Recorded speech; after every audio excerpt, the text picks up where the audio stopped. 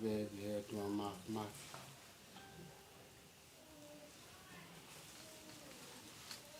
tau hi mai tau whanonga tau ausia a whakaosi family tau whiohi e me whonga ko ui ka koe whita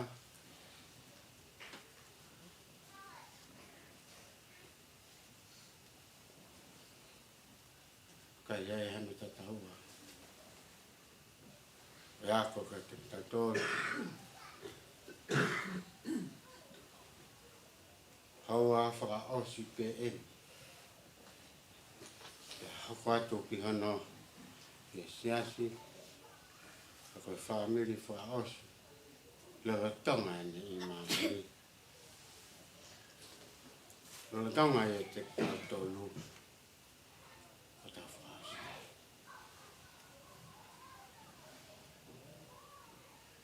e moe whae kui tuo whewhine me tanga tau whaosi ai tau honga ia e tāsi pinga lele i ko whai he whaeni e tau mui pia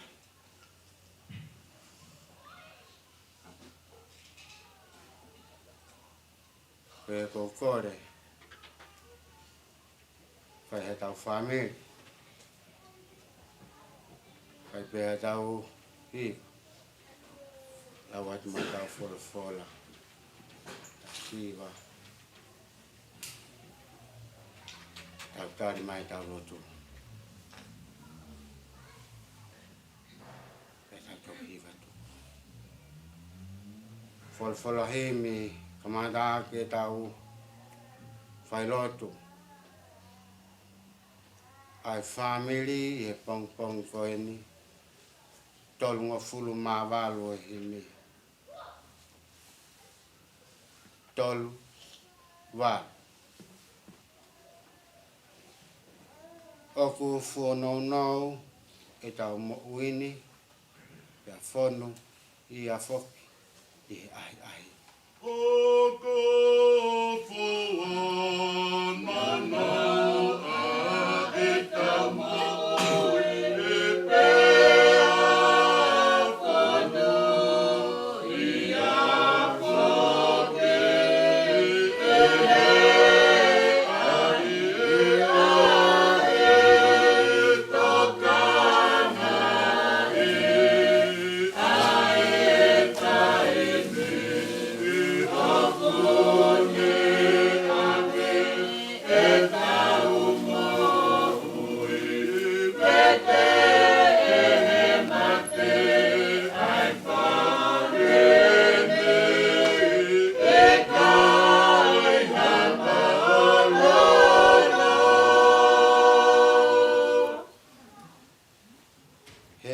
tau sino o mea vai hoko hono tupu anga koe kere kere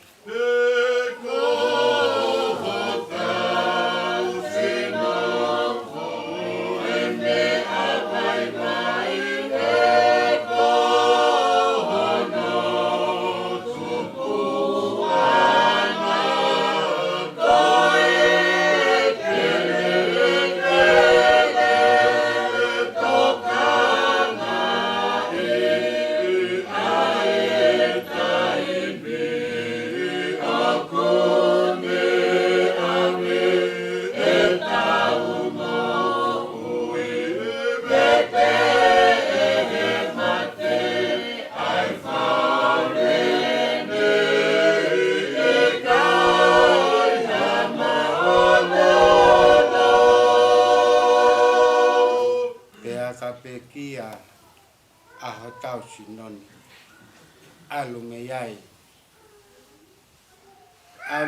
leva ai lau mari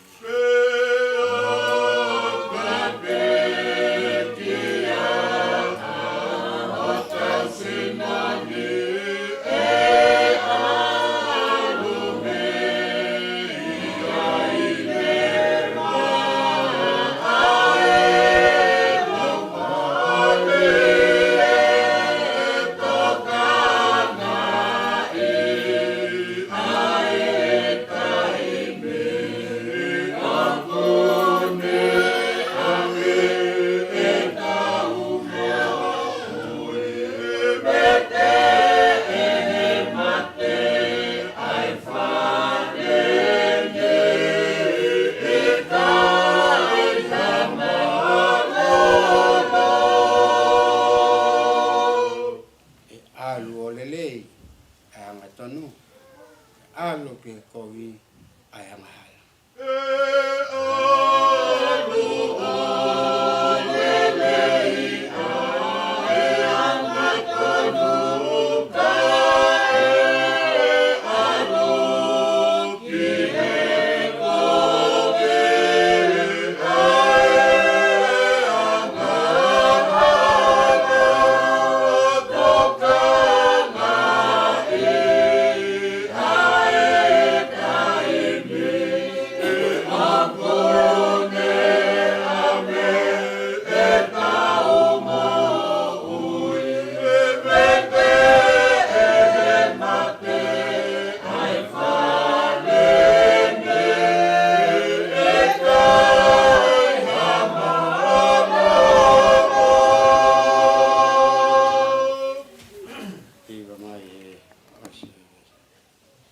Ke tau mana wahe, ki o tau otua, pe ke tau te watu, ki he tau mate.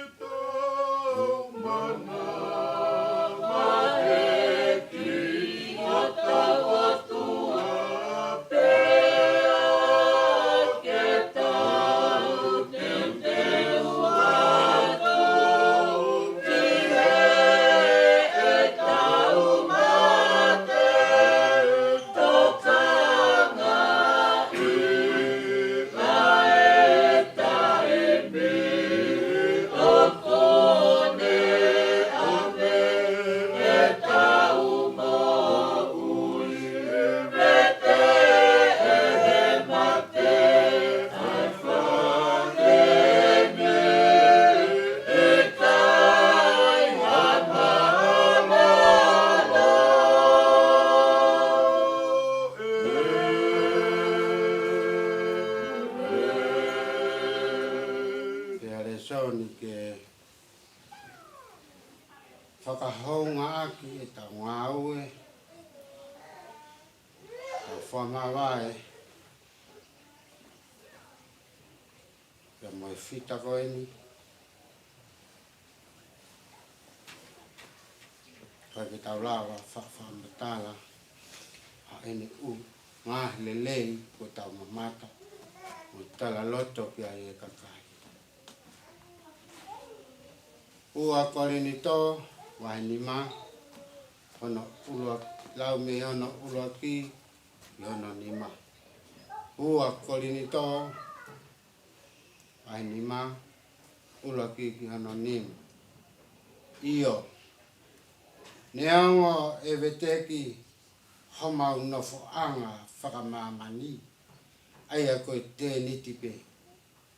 Kako mau ilo, ko iai, ihe langa, hama whare langa e o tua. Koe nofu anga na i kai ngāhi, hanima, koe mea tangata, seuke, rotonga e mau ihe tēni ti, o mau māpu hoi, he mau hori, ai me tua, ho mau whare tonu, me he langi.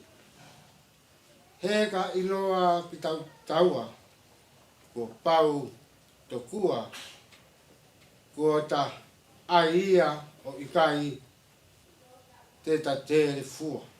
Io, ko ki mau tolu o ku i he tēni ti, o ku mau māpu hoi, i he mau māwhasia ko mea, i kai te mau loto i toku. Ia ka te omi ai taha o ai me tua. Ko hi, i ofongia hifo ai mea matini. I he mo ui, pia ko eni koia. Nā ne whai homau teu, ke mea koia. Koe o tua. Mo ne tuku mai, ono mea whaka amanaki, koe lau maari e maoni oni.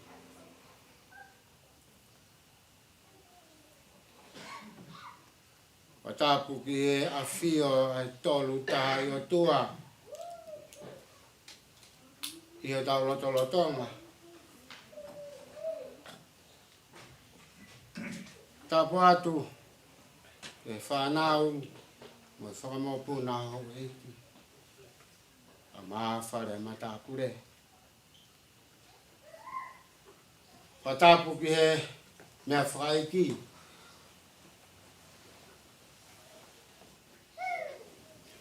Tau whakatahataha ai. A koe whakaosia.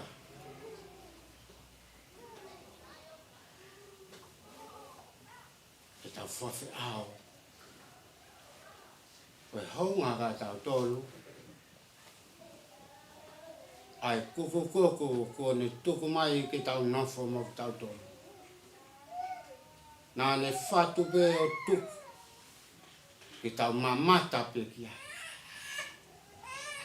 Nā ne whatu pe o tuku he loto whare ke mamata ai mokopuna ka moe toenga ai whanau ia ko mea. Tapa atu ki he taula eiki kau maa aha lotu. Tapa atu ki a henele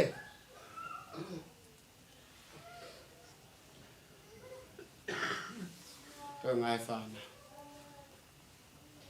Tapa atu hene ka siare me whakamopuna. Isa. Atu rau atu whahu.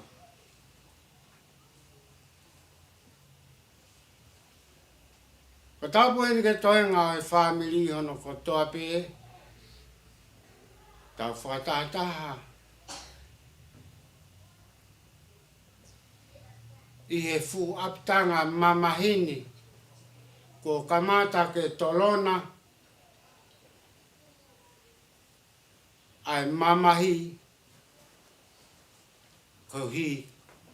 Ko tau ahia. Mo tapaekina.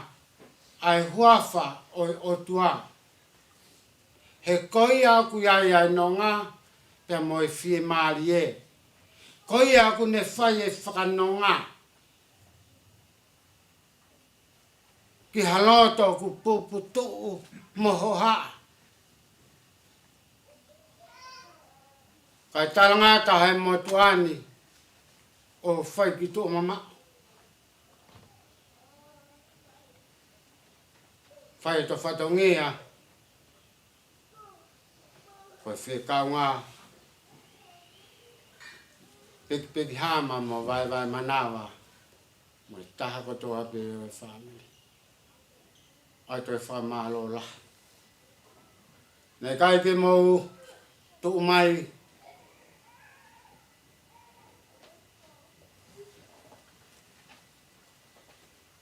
Koe whakaafa.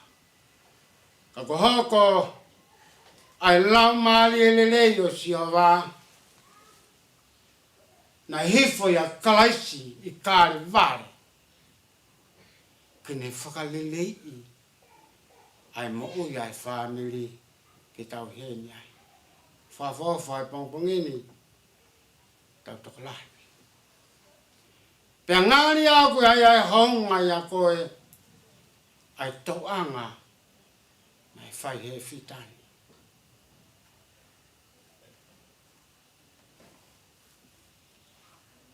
Tohi nau a apostolo ki Korinto.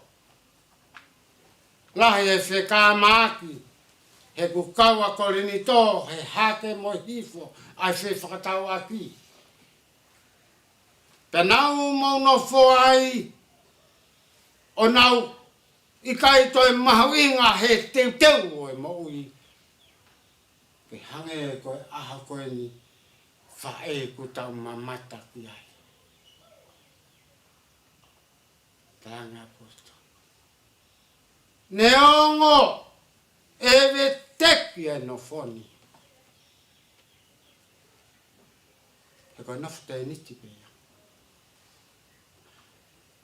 Koe nofo pe ia o hik te niti e mo uini. O te ke lata heni. Au ai mau no foha o mau mea. Au ai mau no foha koloa ia. hanga e apostolo o whinga ke o mai ai loto ko ia ku mamao. Me whakakaukau e aho peheni. Koe aho peheni o ku teu ke i taha kotoa pe. Ai toko taha karistiane o ku nofo moene kuku. Ia aho pe. Hange koe o ku tau whanongo ke ngahe tala loto marie. Pa whingau. Koe hiva ngo fulu tau e. Hiva ngo fulu manima. Seuke. Ai ofa a Jehova. Nā ne whai maana. Te ke kawai. Pe te kawai. Mea pea Jehova. Ka koe ahoni. Ko hanga he whaeni he whitani.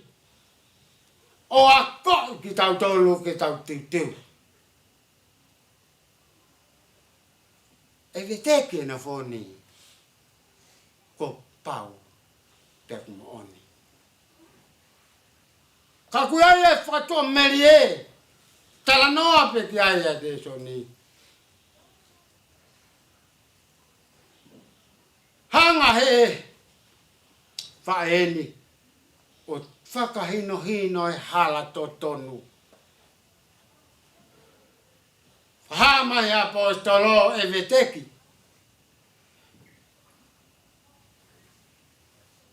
O kwa ia e api aku teu.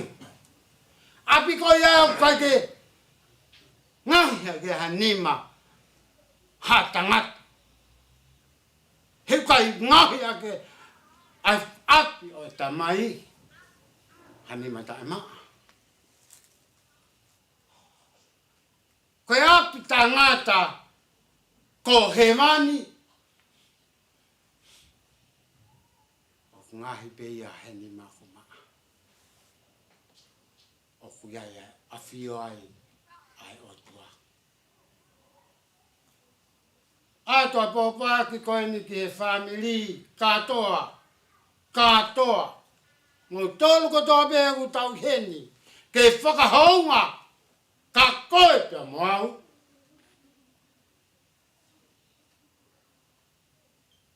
A ngaue. Maungonga ko whai he whitani. Ta maoni pe. Ai punake. O teke tea. O ke whanua. Te mamata pe i mamani. Ilo pe hono fuaheni. Koe ngai talano to koe ko mao te pepu. O mao atu me kau whai kau. Ai nei no ngā. Ta tau e pipo ko hai. Pe ko hai ku nanofo. Ko hai o tau ki mai ki ai. Pe mai ha mea kai pe kai. Fie mali. Nofo behene toi tapu o lau. Ai mea kai. O itani. Oku kai osi. Oku ma upo loto. He haua mo e miniti a ene. Whaawa e mo ui. Ke hao ke api. Kune ilo ia e veteki. He koe tau nofo te niti pe. Ka koe ai api. Ka ngahi ai ni matangata. Api tangata ia. Popaki. Ke family e au koe ni. Tawako mua. Me fitani. Aho ke teu. Aho peheni. Koe te ke ilo koe. Koe mea pea si hoa. Toko taha pe. Ai aho koe. Ka kohanga e si hoa whakaha. He fu tau lahi koe. Ai mahino ai leiang. Ai tonunga ngau e ai whaeni.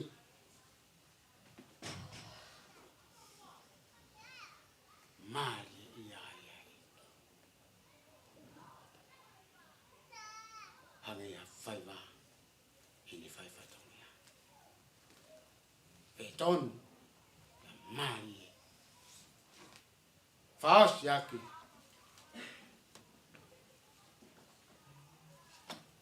Ai tala. E apostolo. Koe whakatua meri e hoko mai. Tene hanga o atu a totonu. Pea tene hanga o taki koe ke potu. Tonu ke alke. Whatua meri e koe lau maari e maanon.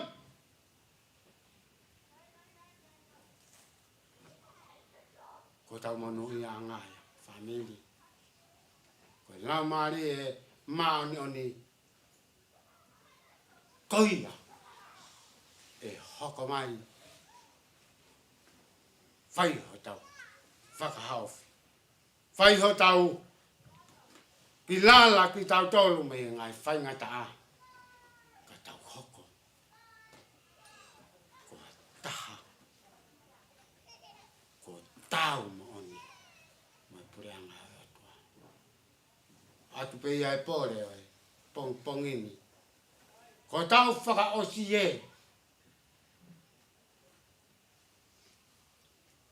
Tamaya ko ha tai folau ke alu pia toi ha. Ko alu e.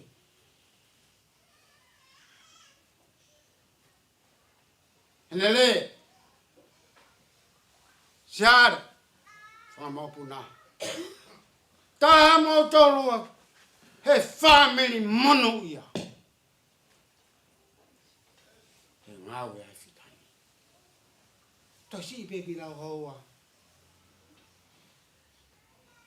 Kaku me fatu hono. Ulu ngā mo ene ngau e o tuku mai ka tau. Ko hai tene toa. Teniti ko ni ko pelpel.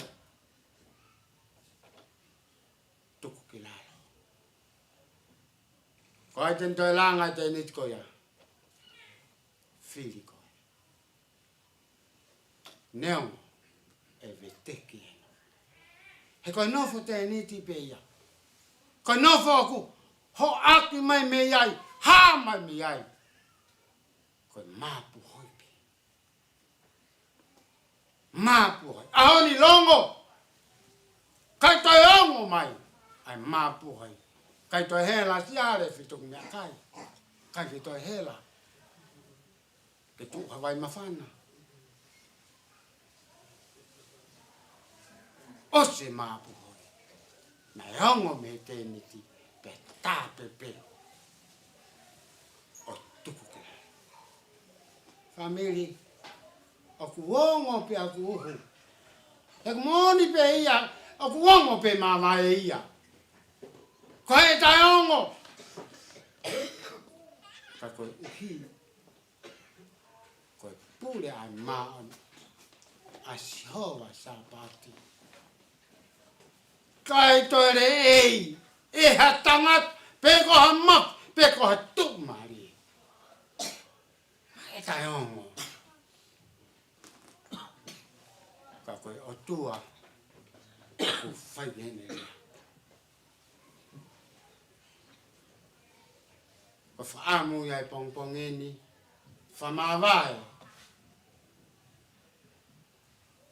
E moi whae fita ko eni ku laurota. He ku mapake wha. Kaku alaha mai. Kai lava ilo hono nau on. Tai me kei pipiki ai. Tamai kon toki mapake o tō. Pia ko toki alaha.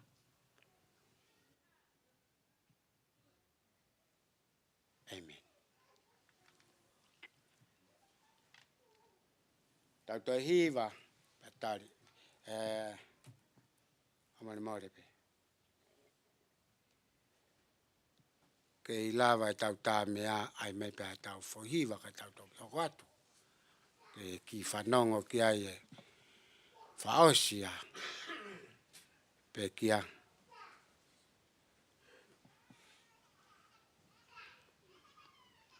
O se kaya pa tau toki hau atu.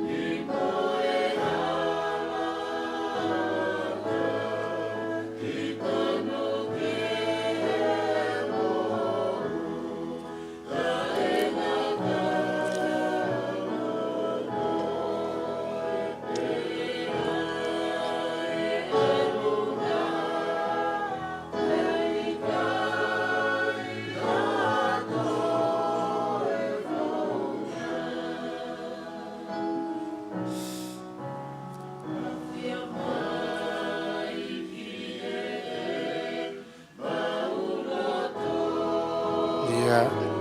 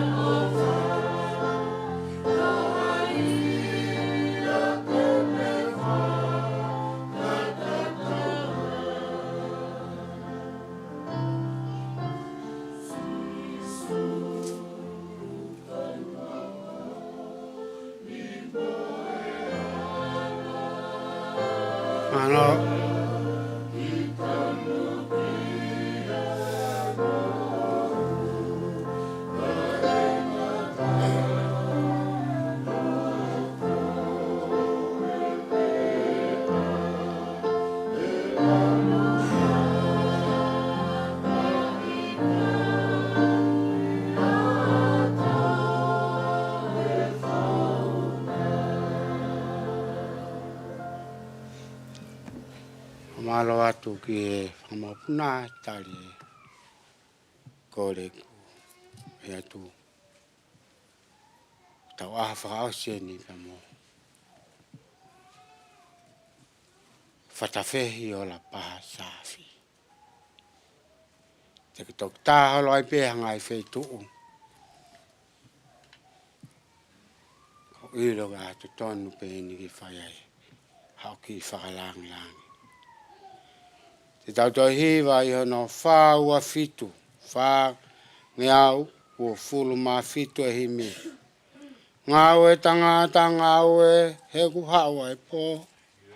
O ai whakahau e o ai malolo. O i pētā mao hanga o ngā ue lewa.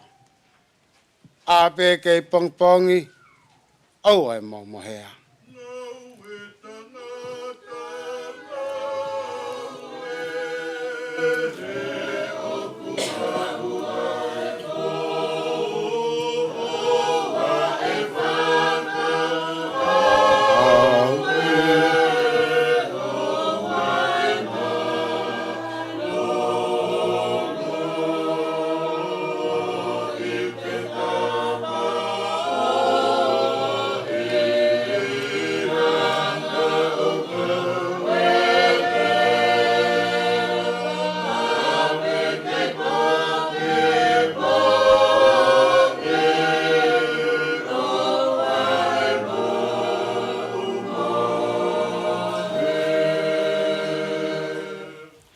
Ngau e ho api mua, ai ke mala ala. Tōpe a kau e fua, tā e tala tala. He koe whai tō tawe, ki amui atu. I kai hato e ngā ue, o ka tā e tapo. Ngau e ho api mua.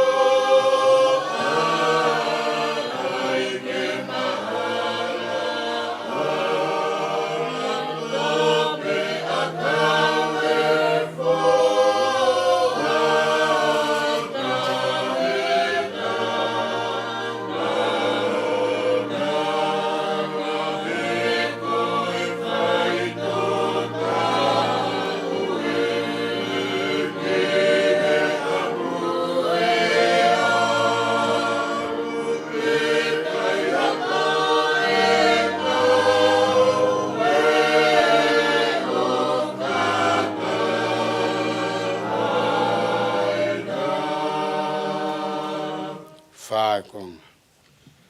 Whai pe tangata, whai pe au ai whiunga fua. Ngau e vaine, ngau e atua. Ka taki e pupuha. Fua whai ngata. He ku toi haua. Pe tō ai la a.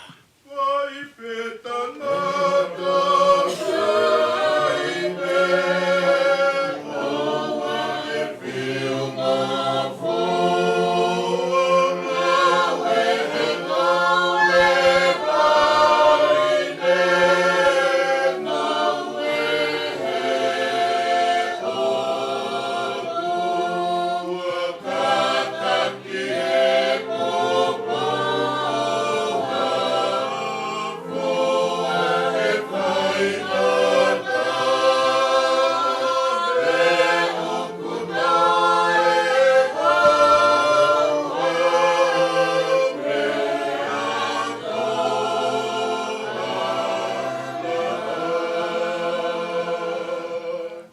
Eswasi ka hirien ka taktari mai tau loto. Sio tangata sio ki he amui atu. Ai mea te ke ilo o ka tā tapu.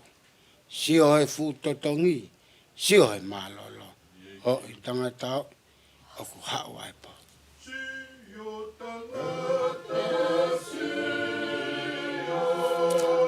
ki he amui atu. Ai mea te ke ilo o ka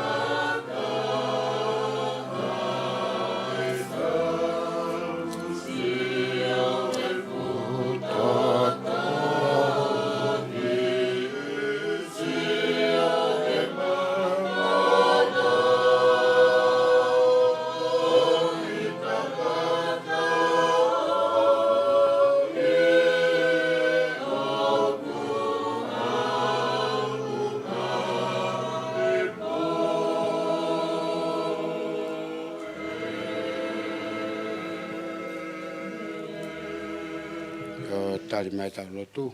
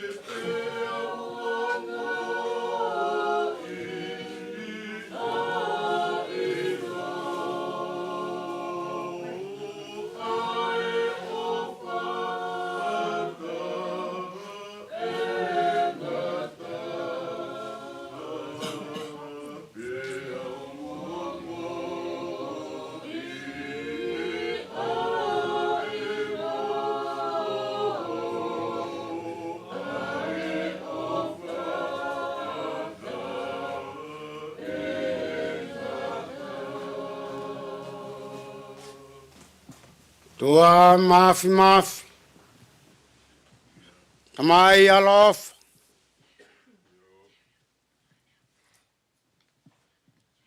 Koe tamai ai a Fiona. O ku lau tamai ki ai a hatangata.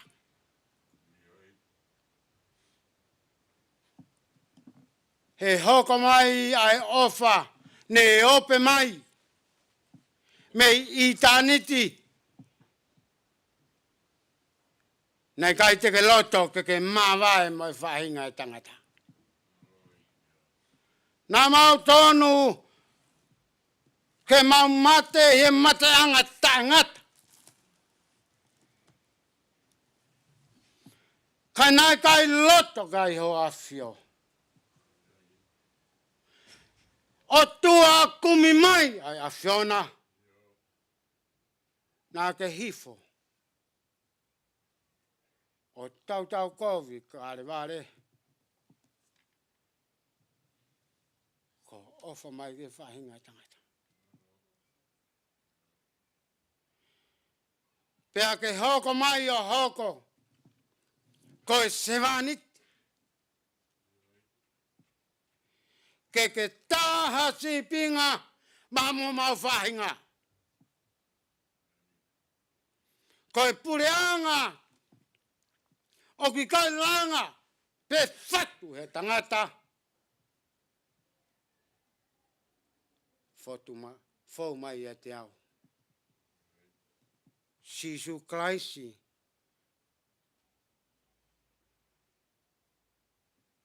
Na e sipi. Pea osi mai ngai lea o ku tae whiunga o ai ki hono fofonga. Na e longo ko hinga ko au. Na e longo ko hinga ko whainga i tangata. Ko e hulu ia e neofa. O tua mafi. Mau whakamalo atu. Ka te mau hilo pena tuunga he ha. Ka koe whainga ofa laku noa ho a whio. Lawe ai ha tangata. He koe o tua ai a whiona kune whakamore ha tangata. O ku tafoki ange ke te ia. Tala noa sa me o tua kune ufi. Ai kovi koto ape. Paka mamono i anga ia he hoa ko ini. Koe mau hao tua. Whiunga mau vai. Tua mafi. Mau hanga atu ki a te koe. Iwi koia. O toi tuu. Nā mau mo uyai. Nā ke hawa mili tino. Pea mo whanua loto. Ke whakaha. Ke whahinga e tangata. Koe kakai ai e ki u kai nofo he po uri. Kakai ai o tua. O taku. Koe ne whanau. O ki kai tau ke nofo he po uri. O kui ai he apio. La he ngai nofanga he apio tamai. Mau fia lai o tua. Koe hoko e aho. O e talafatongia me i tāniti. Ke he whae ko e ni.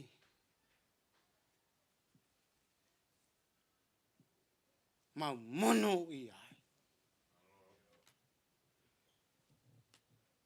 Ke mau talai. Ai lahi ho a whio. Koe o tua. O kui kai ai hao ngata anga. Iho tau kubu. O ku whiunga katoa moi universe.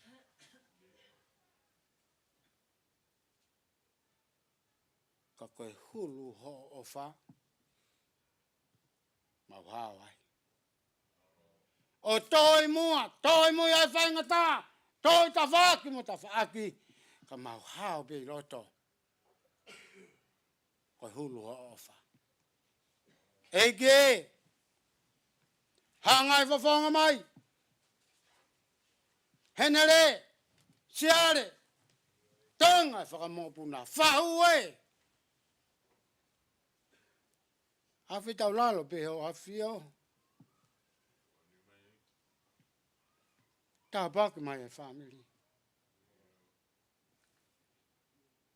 Tā hako toa pe e family. Iho sayone he pong i koini. Eke. tapuak mai.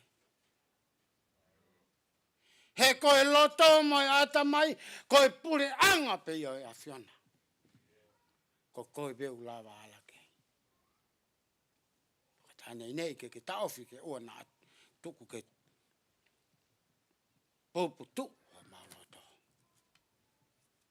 Tua mafi, hangai fofonga mai. Ke toanga maunga au e ku whahia koe. Ke maunga a watu ke he nofo anga. Ke whakaheke he kai ai whaeni. Ai fita. Ko wa o e ofa ai a Fiona. Ko ne tae makamaire. Fia e siasi. Ko siasi e. Tua maf. Sena tauanga ku whai. Ko e ofa at ka koe. Haungai ai nau maui ho taui. Mau tolu koe whakafofonga pe. Whai he a Fiona i mea kotoa pe. Tāpuak mai. Tanga ngā ue. Ka mai si taula iki. Mai siasi mangai polo kalama kotoa toe mai. Ke mau whakaosi. Pia moe whakamāwae. Pia moe fitani. Tua mafi. A whi taulalo pe o a Fio.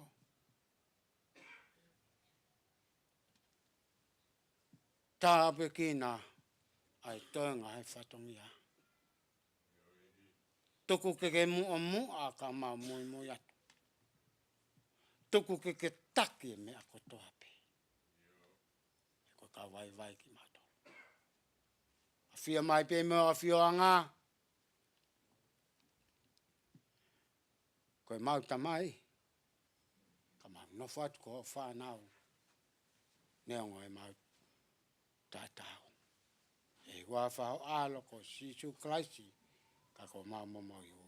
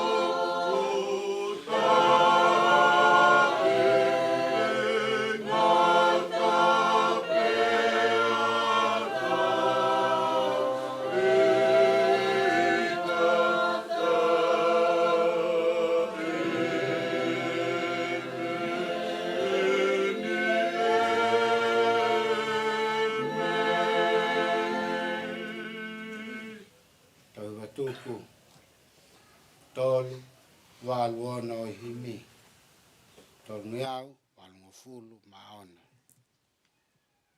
Kitau hiwa. Katau ka ngosia, i whangawe, manatu ki he langi, o ki takipe. Koe malolo ia, koe langi, te tau malolo ai.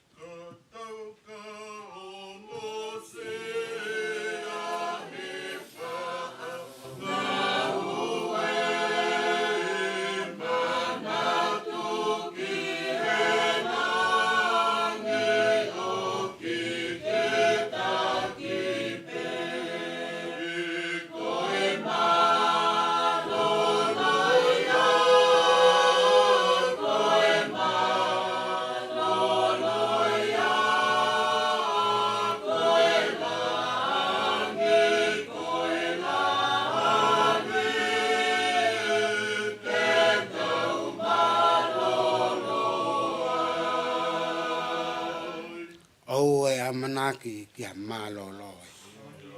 Koe potu ngau eni. Koe mama teu teu pe.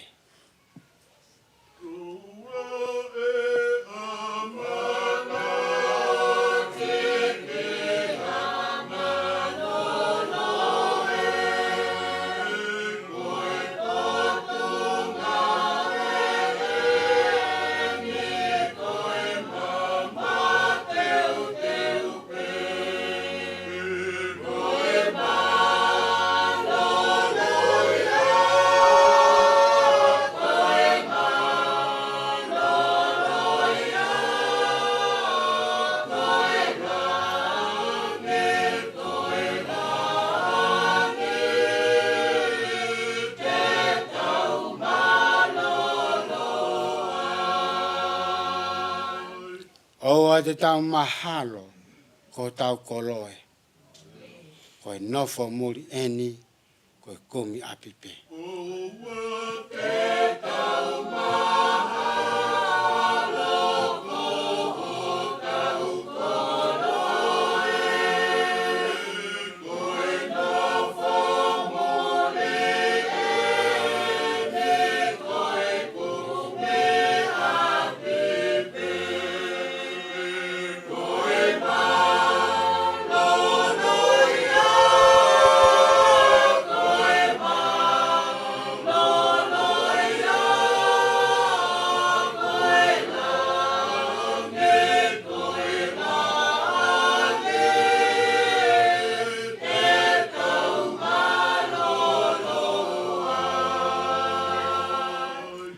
Oa te tau malolo neongo yongo sia.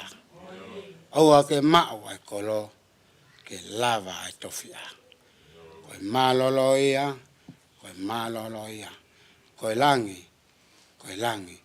te tau malolo ai.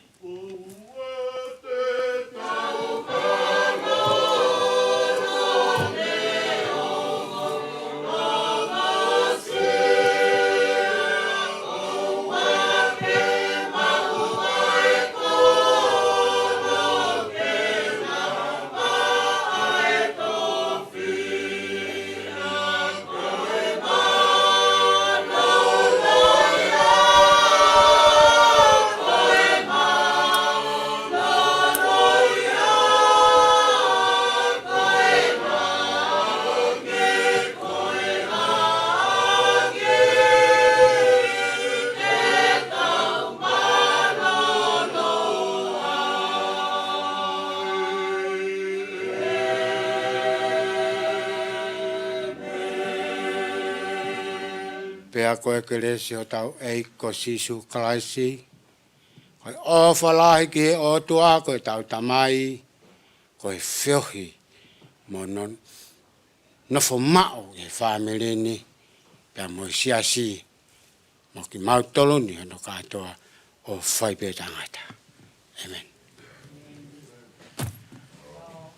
Maloa tu ki he siasi, ke family, se mo lava mai ke whai tau, whai lot whaosi. Malo lahi atu. Toi pe tau foi unu taha. Tawa. Malo.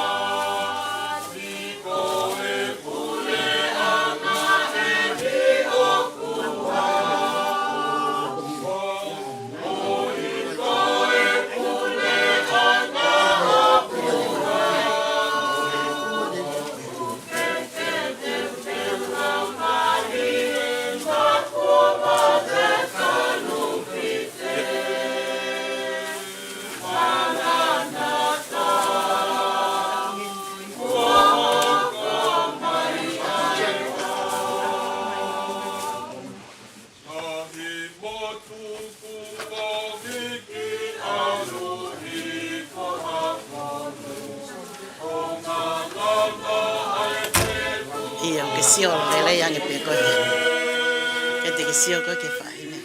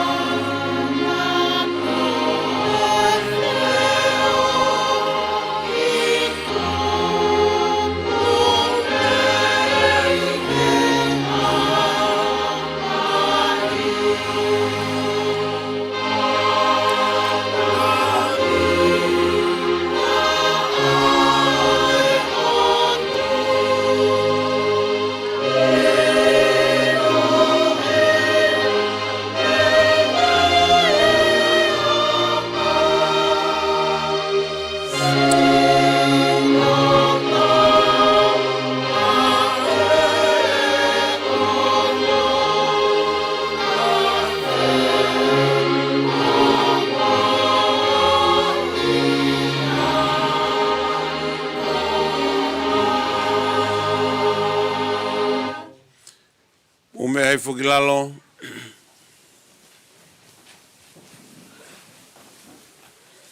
Welcome and greetings to you all in the name of our Lord Jesus Christ. We are here today to give thanks to God for the life of Father Fei Olapaha Safi, and to affirm the Christian conviction that while death is the end of mortal life, it marks a new beginning in our relationship with God.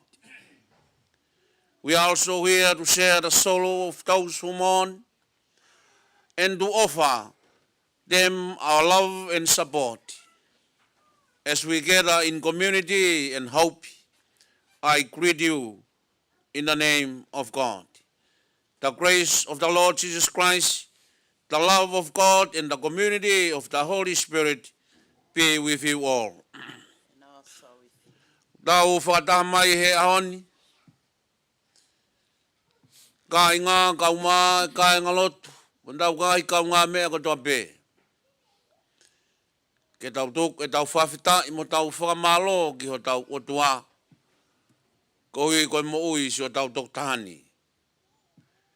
Whae whita ofa koen, ko whatawhehi o la paha sa whi. Ko tau tā i maarie, i he ngahi matai koloa he ne mo ui. Ko ngalahi kai ke tau rika kiai, tau e hiwa ngofulu mani ma malo. To kaange haki tafa aki mo haki taimiai na e lave i he whiohui ki a te koe mo se si. Pau tau heni ke tau whakamalo ki he otua. Tau ange anō ngā mui merino ai otua, ki he family kotoa, ki he siasi mo e kau ngā whanonga. E wawhau sisu klaisi, ko ho tau eigi, tau tari whiawhia i mautoro. O whātu.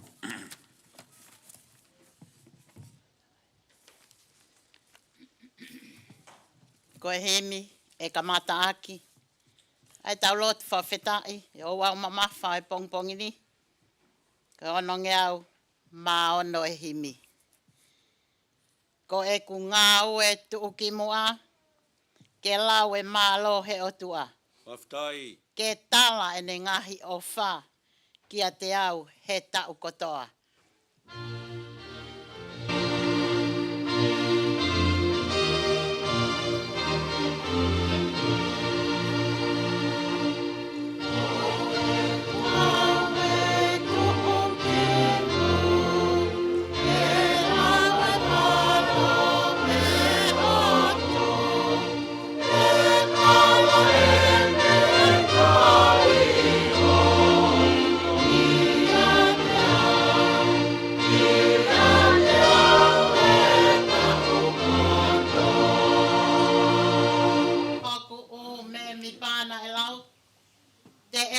Whanau i au. Pea mo e ku vale vale na ane iai o puke hake. Tai.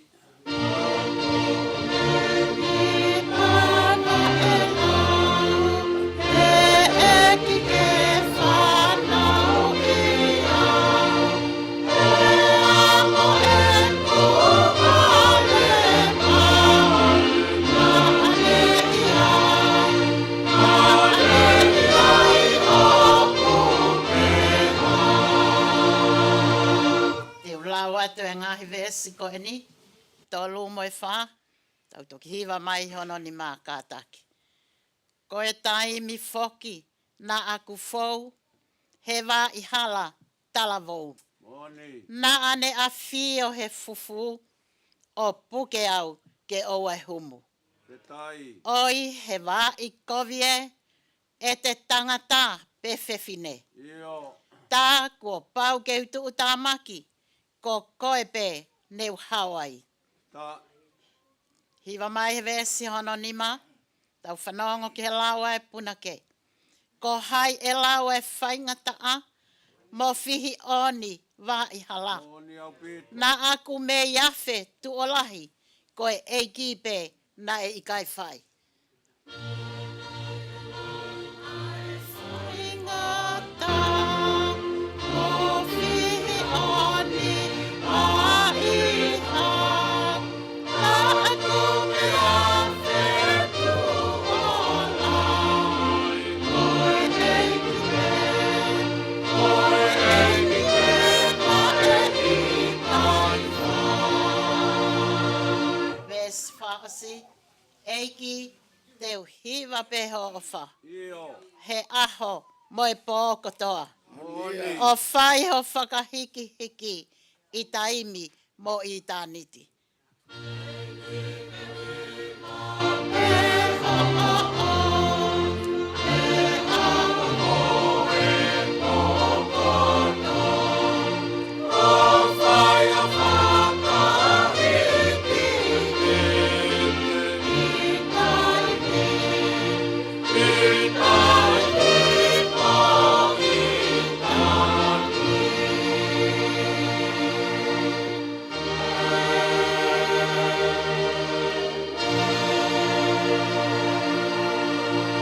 O mea hi whaketau lotu. Koe aho, oi whiawhia. Koe aho, oi tuku kololia. Koe aho e whawhetai. Koe aho e mausani mo wiki. Ai awhiona pea mo ho o wha. Koe aho e mau whaka mo oni. Ki he pēteli ake. Ko ho u o wha pē si hawa. Oku i kai te mau au hai. Koe aho e mau whaka mo oni. Ki he pēteli ake ko siope. Ko koe pēia na ake whaki. Ko koe pēia kua ke toi to o. Koe mau whakamalo ia whakataha mo e punake. Koe mau kamata aki a e o au mamawhani. Koe mau ngāu e tu uki mua. Ke lau pē ai malo e ofa e a whiona. Koe uhoi e mo ui. Ai takotaha ko ho mau of anga. Oku mau i heni ai he pongi pongi ni. Ke whakaheke heka atu a ene wholau. Koe aho pe enia. Na e ngauhi pe ia e a whiona. Ke mau whiawhia. Ke mau whakawhitai. Iha mo ui pehe. Hange koe tokotahani. Nā ke tuku pe ia. I he uho honga o e family. O ne hoko koe o whewhine ki he ongo mātua. O ne hoko koe tuo whewhine ki he whangatua ngā ane. O ne hoko o mauhu se pāniti. O ne hoko koe whae. Ka kohona ui fungani. A e ne hoko koe kaunanga tōnunga ai awhiona o tua. Koe whakawhetai fungani ia. Ho maulau maari e. Ai ngahi lelei kotoa. Mo e ngahi ui o ene mo ui. Ka na e mahu ingataha. Aho no ui fungani. Ka koho o whiri ke ne hoko. Koe kaunanga tōnunga ai a whiona. Ne ongo na e ikai. Tene whaalea ke malanga. Kana ane. Malanga pe. Ihe ene ngahi tō onga mo ui. Oku le o lahi ange tō onga mo ui. Ihe malanga. Pea koe tala ia e whewhine ko eni.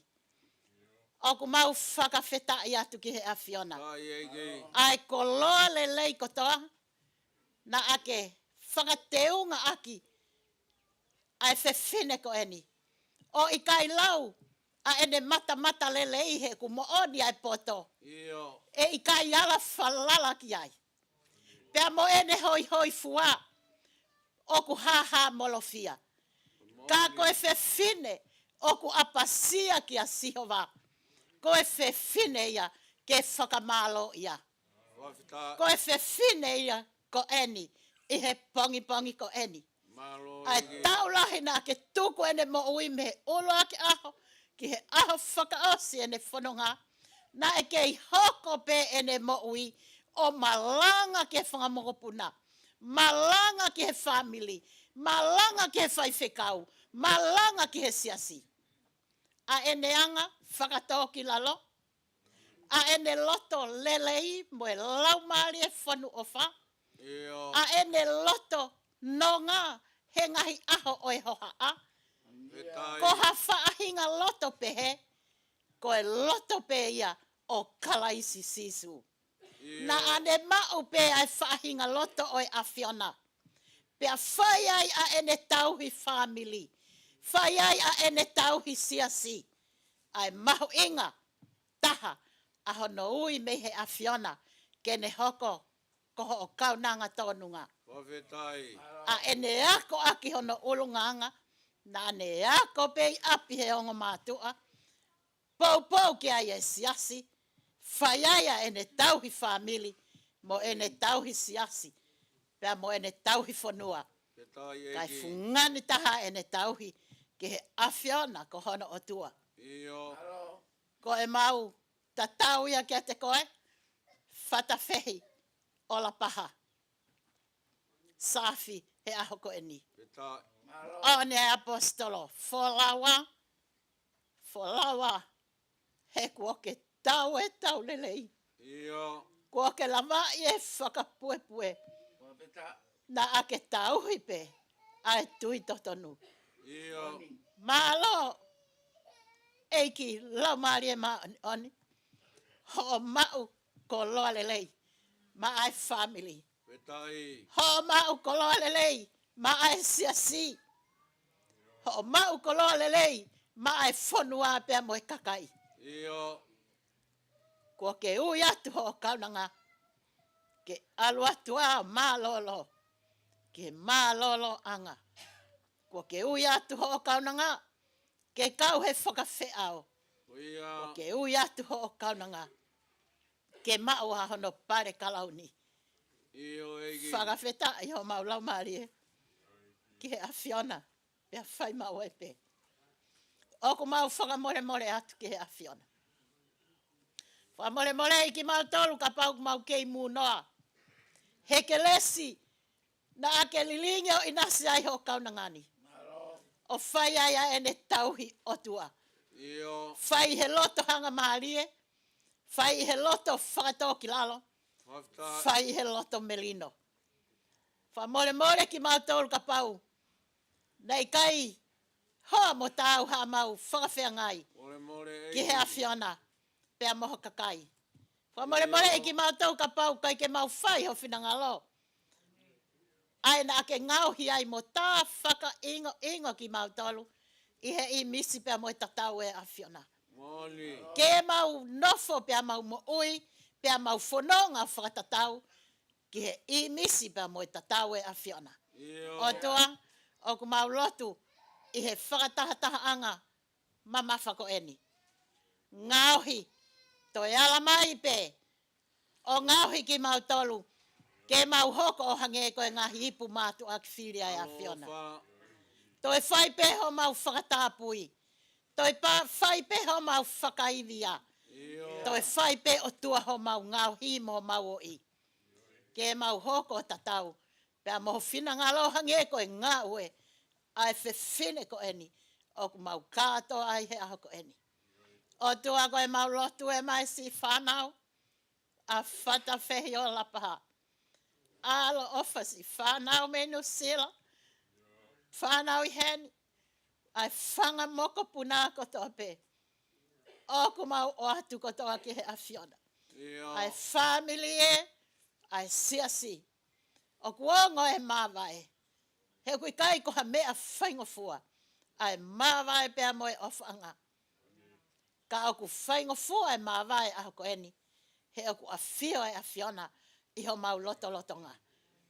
Tā puaki mai e nonga mo e whie maari e. I nasi ai e whanau mo e mapuna. Mo e mau kole. Whanau mo e whangamokopuna kotoa pe. Ako pe. Ia whatawhehi. E ngahi ulunganga le leina ane mau. Hena e ako pe a whatawhehi. Ia kalaisi sisu.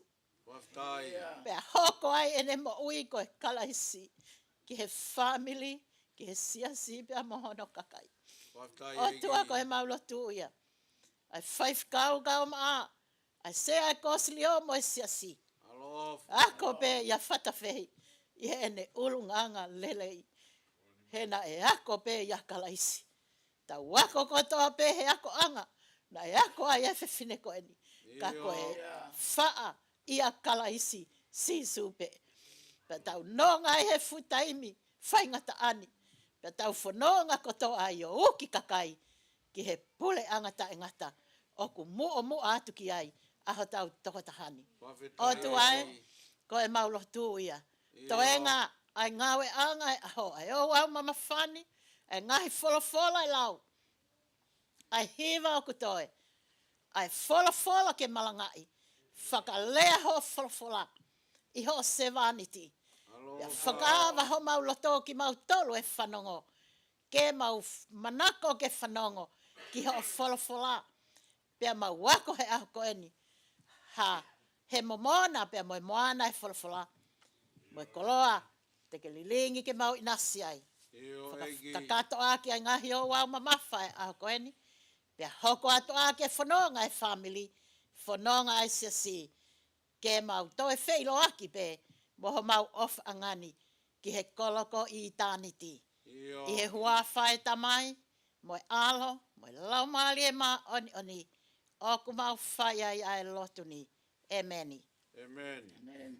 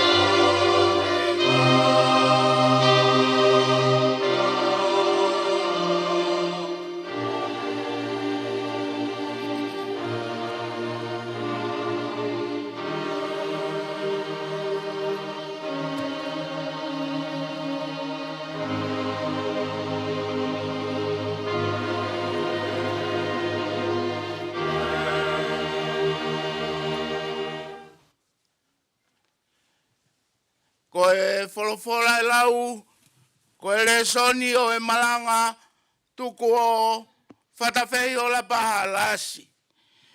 O tohi ai e tohi sione, vahe o ngofulu mātaha, vestou ni mā ki he tolu ono. Mo tohi lo mā vahe taha wha, ves fitu ki he hiva. Pe mo e kospeli aluke, vahe ono hongo fulu, ves tolu valu, ki hono whaua e vesi. ai aku pe ono whakarea. Pea mea sisu ki ai, koau, koe toi tu, pea moe mo ui. Koe aku tui piki tai kia te au, neongo kua pe kia, ka tene mo ui pe. Pea ilonga ai aku mo ui, mo tui piki tai kia te au, e kai au pito tene mate o tangata. He tala e hai, o kuiai atoko taha o kumo ui maana. Pea tala e hai, o kuiai hatau toko taha o kupekia maana pe. He ka bau o kutau mo ui, o kutau mo ui, mai eiki. Pea ka bau o kutau pekia, o kutau pekia, mai eiki. Koi a kutau mo ui, pea kutau pekia, koi mea eiki pe, a kitau tolu. Seuke. Koi mea koi ana e pekia kiai, a kalaisi mo toi tu. O toi mo ui, koe uhi kene eiki, ki e pekia, pea moe mo ui whakatou osi. Amen. Toi aluke vai hongo fulu vesi hono tolu walu, ki hono whaua e vesi. Pelorotonga e nau whanonga, toku ana e alu e ia ki a vilis. Pea kowe fine na hingoa ko maata, na ane whakaafe ia ki hono whare. Pena ea i hono te hina na e ui ko mere. Pea koe whewhine ko ia, na ne whai te atu, i he wae o sisu. O whanongo ki he ene ngāi whakamatara. Ka wheha kāki a maata, i he whai o hafu teu teu. Pea tūma ia o nerea, eiki. O kui kai te ke tokanga kua, ki he toko wana. Au, e hoku tehina. Ke whai toko taha pe, ai teu teu. Koia ke tala ki a te ia, ke ne tokoni ki a te au. Kakatari e si suo ne pehe ki ai. E maata, maata. O kuke loto mo ua, mo whekamaki, ki ngahi mea kehe. Ka kulahi be, ai mea e taha. Seuke, o fili e mere, ai ngafa o kulelei. Ai a foki, e kai to'o mea te ia. Ko flofola to nuia, au tau eiki. Amen.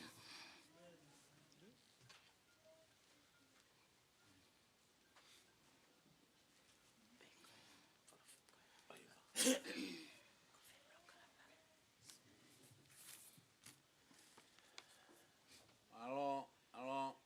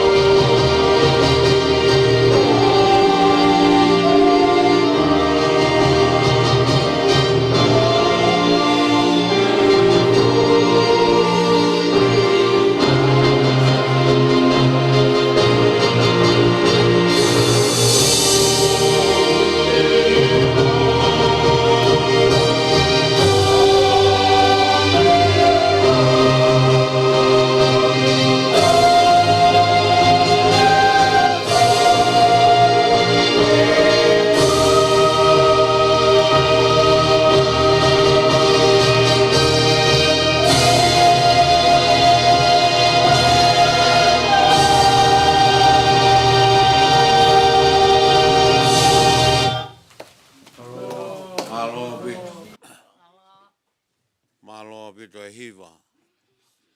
Maari e. O tupe ku fia a whatafe. Taluang e tau hiva. Mako e toki hiva eni ku neongo ku fia i eni. Pau wha malo lahi atu.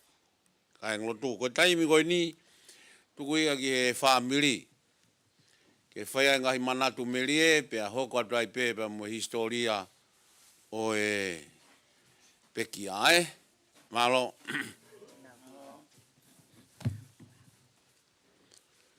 Pea pau ki ai hanga hiva e. Pa mo puna pa ka tuai. Koen hau ko.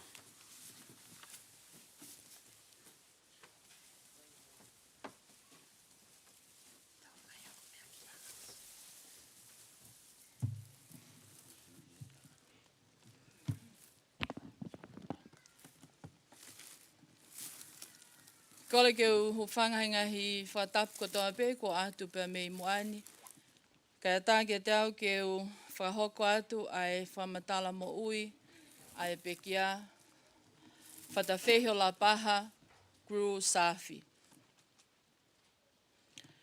Nei tupa whatawhehio la paha i hiongo mātua, ko poaki kautau o Hasini, pia mo George Gru o ta Takamotonga. Ko te buanga o tamaya whatawhehio la paha a George Gru, nei tupu iapa me he tangata ko Bob Arthur Gru, nei loa pe ko Robert Carl, Johan Gru, ko tangata siamane whanau i he tahavalu whahiwa i Coswand, Pomerania, siamane.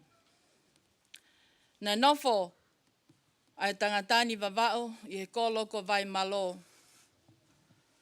Nei mauhoa Bob Arthur Gru ki he whewhine ko vika mau whanonga wainga i loto mua me i tataka motonga. Ko whanaua Bob Arthur Gru pa mo vika mau nei toko wha. Ko lahi ko George Gru, ko e tamaia ai pekia. Whika wā ko na tō whewhine ko whatawhehi o la paha Gru. Whika tolu lo Betty Gru. Pea whika wha ko tupouta Takamotonga. Ko George Gru nai uraki maria pa me whewhine ko i katonga pa me vavao. Nai whaile iai e na whanau e toko ua. Ko kelela pa mo Pamela. Ka nai mate ai katonga. Pea hiki mai lewa George Gru ki tonga tapu. O whakalele ai e ne whalekoloa nei tu e spai la malapo. Pea lo tonga taimi ko inine to iai hono foha o George pea mo e whewhine ko lile pa me ta Takamotonga. O mau ai hono foha ko mo sese toke tā whatai. Ne toi mauhoa lewa a George Gru ki a Susana, poa ki kautau, pea mi Hasini. Ko taha o ngai tala o ko mao whikau aki pea mo e uhinga nei malia iai mulini pa mo e whaea whatawhehi. Tukua nei haua kautau pea mo poaki o whakatau he whalikoloa o siasi. Pe tokua nai wakai atu ai mulini. Ki hiki ni mataha pehe ta ahine koe ni. Ai tangai mahua amu i tangai suka. O whakaheka ki he sari o te. Pena ne mui ai ki Hasini. O koreange ki a kautau. Ke mai mua ta ahine ke na mali. Ai a koe ngo mātua. A Susana Poaki ko e whaea a whatawhehi. Ko kautau pa me Hasini. Pea mo taisia, pea me Fuamotu. Ko kautau na iaiho no te hina, ko te vita siale nofo pelehake. O tupu ai ulmotua, o whaifatongia i he ahoni, pea pehe ki haa tufunga o whaifatongia, pa mai pekia i he ahoni. Ko whanau kai a George, pea mo Susana Poaki nei toko taha ua. Ko lahi ko Skatketi vika mau ana, whakahala whanonga Gru lo papalangi. Ko hono wā, ai pekia, whatawhehio la paha Gru safi. Whika tolu ko Vaiasini o tufmahina Gru mao waka. Whika wha mantau whanua waka uhinga i pangai Gru. Whika ni mao seilaini Gru. Kono mokopuna ina William Tonga o whaifatongia. mai ne whae i he mea whakai ki o whatawhehi e honi. Whika anō ko Sulieti Gru whakawā, whika whitu ko Evalati Gru, pe kia ne kei si ipe, whika walu ko Alapasita Gru teu, whika hiwa ko Pope Gru, ko e tangata eiki ai whinimutuani, whika hongofuru ko Lopeti Tiago Gru, tangata eiki a Susana Gru o kau whakatahamak tau tolu he ahoni. Whika tahataha ko Tilila Tupoli Sipa Gru, Sikwea Smith, peko whika tahawa, peko sisi taha ko Manita, Liliani Gru tua Kalau, ko e whaeia Sione Gru, na inofolo peheni, ia whatawhehi pa moe ne whanau, ni ongo peu kai kene heni, ko e whataptapui, ka ko e tahaia, ko e whamopuna, na tupu i he sisi taha i whanau ki aia whatawhehi. Ko hingoa whatawhehi, na whakahingoa ia, ki e tō whiwhine pē taha o George Gru, ko whatawhehi o La Paha Gru. Kana maria kia i kani taliai, me i whalaha, pia iai na whanau e toko ono. Uraki ko ana taliai tau moe peau, Mele taliai langi, Henry taliai, na i kaike mali, na i hoko ko sotia pia pekia, i e tau, pia whakahingoa ki ai e kemi taliai ko ia, i malai wakapuna. Pia whika whalewa ko Lomelati taliai, fifita, mali kia whini fifita i kolo vai. Pia ko hono moko puna e nea Alunga Malia Junior, na e to tonu ke ne lava mai o whahu i he ahoni, ka mga tuunga i he ngahi whakatangata, i ngahi whitatalia ke mea wholau, o kui kai ke ne lava mai e ahoni. Pia whika ni mā ko Solomone taliai, pia whakaoslewa ko Latu taliai. Ko e te hina o Siasi Gru, ko e tō taha ko Lopeti Gru, na i pekia kei sii, pa ko tō taha ko Tupouta Tangamotonga, Wiaine whanau ko Kalolaine, Pasmata, Funaki, Mohe Aksiu, ki Hakau, Sione Siliva, Tisiola Mateo, Antonio Pismaa ke Tupou, Whatawhehi, Vika Peamosiesia. Ko malolo ko ena whatawhehi, ko osi malolo ai whangatonga ane ko toa, mo i toko tolu hono whangatoko wā, pia kei mo ui ai hono whangatehina i toko tolu, aia ko Vaia Sinivaka, i California, Amerika, Tilila Smith, i Hamilton, New Zealand, pia mo Manta tua Kalau, i Reno, Amerika. Ko whatawhehi o La Paha Gru, ne mauhoia ki a Henele Safi. Rest in peace, na ne pekia i he wā whemahiwa. O whakakai, mo uiha hapai, i tisema tau tahiwa whawha. Pea koe kotoa ina whanau koe toko hongo fulu. Nei lahi ai a teta. Pekia he wanoa wa taha, alipate, pekia he wanoa taha taha. Siausi, ne kei mo ui tonga, kefi peko awhaki, kei mo ui nusila, he mani, o kune kei mo ui tonga. Whelet Safi, pekia he wanoa taha wha, hoa whanga ia, o Asnate. Ivy, pekia he wanoa taha wha, Loma Tiesa, pekia he wanoa, pia mo henele sii, aia koia o kui kei mo ui i Australiani. Pa na e whika hongo fulu a Clever, a Siale, na Naohi. O lau beko e taha o e na whanau. Me whanau e toko hongo fulu ne tāpua ki anki a whatawhehi o La Paha. Ai ngahi mokopuna uluaki e toko onongo fulu mā tolu. Makapuna ua e toko te au mā whā. Mo e makapuna tolu e toko tolu. Koe hana e uhinga na e hawaya hene le mo whatawhehi me uiha mo whakakai o nofo i haasini. Whatatau ki tanga noa e taha o e whangatehina o whatawhehi o kei mo ui ko Tilila. Nane pehe. Tau lele atu ai whae Susana Poaki. Ki uiha i he taimiko ea na e whaele ai whangai whatapu a whatawhehi he whanau.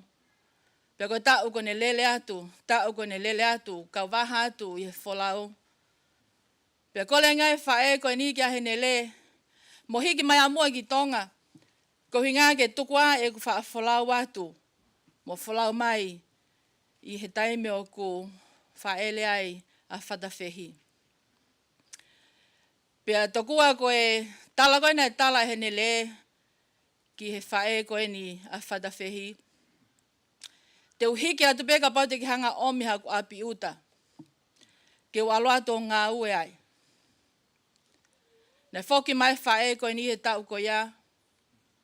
O whengai ai api kolo, mo api uta. O hene lepea mo whatawhehi.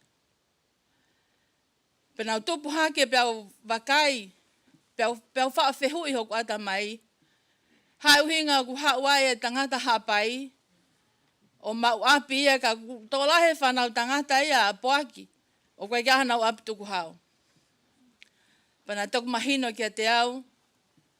Na iai pe makehe ia o whatawhehi. He nei oangi hono api tuku hau. Mohono api kolo. To iai pe mo api tuku hau e whanau. Peu toku mahino kia te au e aho koe ni.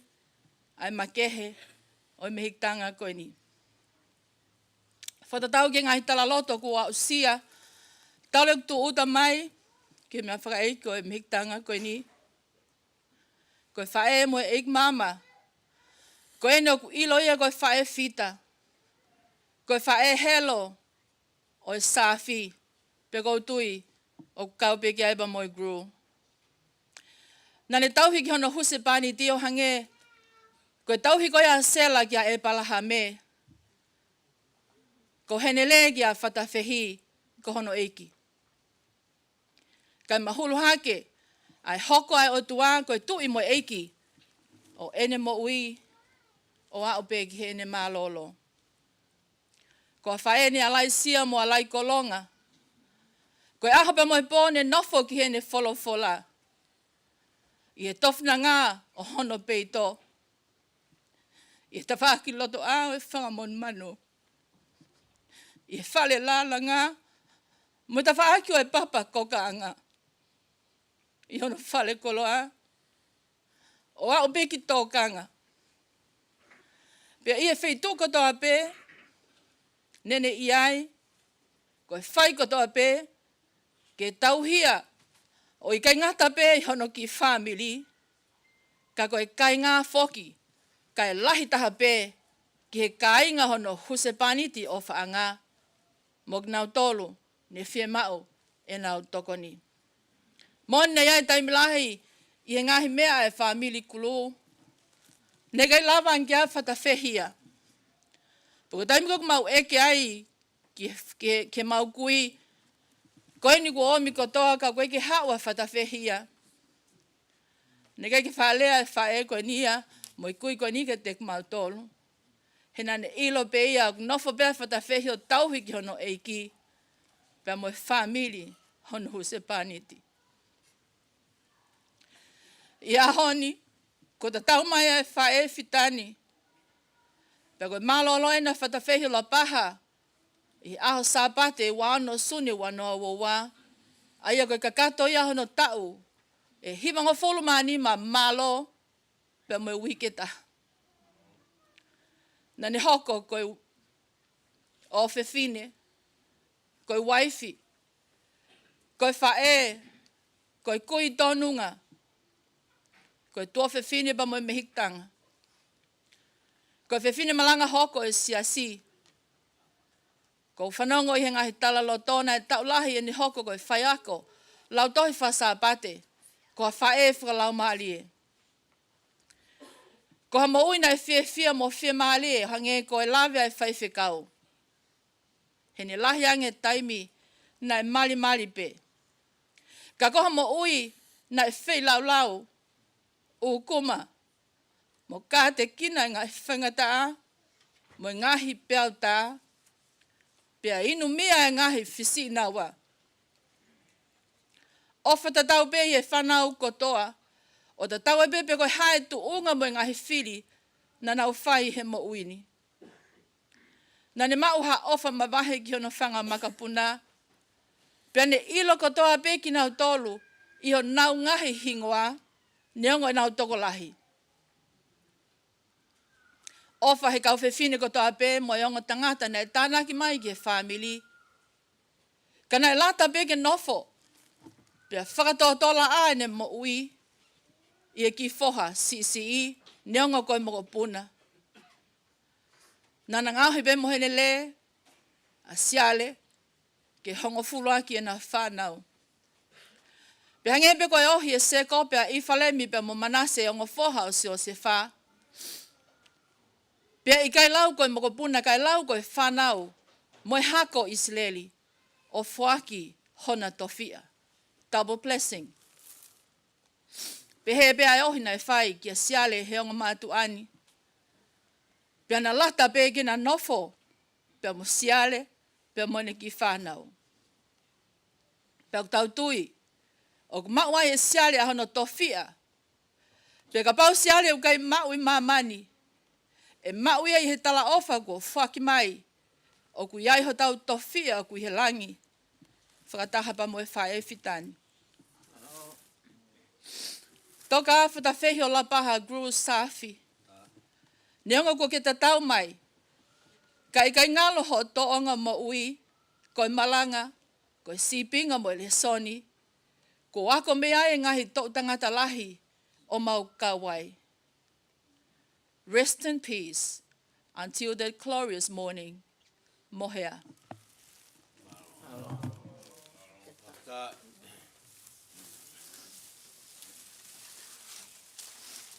Tai mien e manat meri e mga mokupuna mo e. Family mo ngai kau ngā mea. Apa wa ngahi hiva. Ko mo teu ko no tai mien.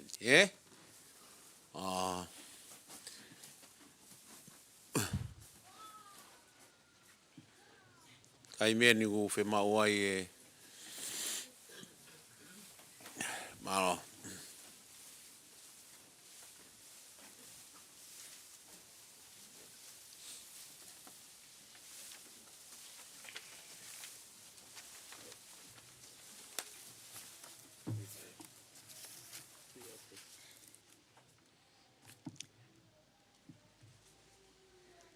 This is a letter from our mum, Awhaki, to our grandma. Dear Mum, I miss you. There's nothing like a mother's love. The loss of a mother, no matter how old you are, changes our life forever. You never get over her not being there, but you will live with it, and she will always be with me in our thoughts and in our hearts forever. I wake each morning to start a new day, but the pain of losing you, Mum, never goes away. I want to call you and just to hear your voice. Then I remember that I have no choice, for you are no longer there, and now my heart cries just to see you again and tell you goodbye. Mum, I love you, and I will always will, and I hope that much that you have instilled in me, I now have. Someday I know all will be well, and I will see you again with stories to tell. Until then, my memories of you I'll keep near, and I'll pass them on to those who are dear. My mother was my teacher, nurse, friend, and more. Even in the darkest days, we've been apart, but memories of the time we shared helps warm my heart.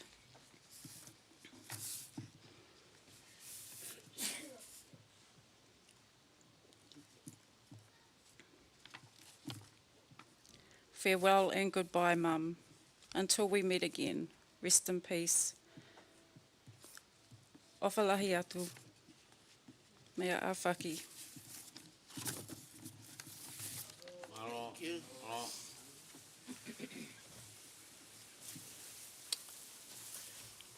Tapa jen ke whawhikau, Misiasi, my family. Ki manat meri.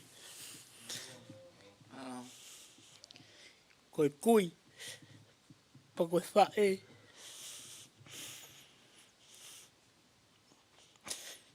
Tala kutumpua ke mene kahia. La kan ya fata ke fia kaya ka fiu. Ko ha ki me si me ala. Ko pau.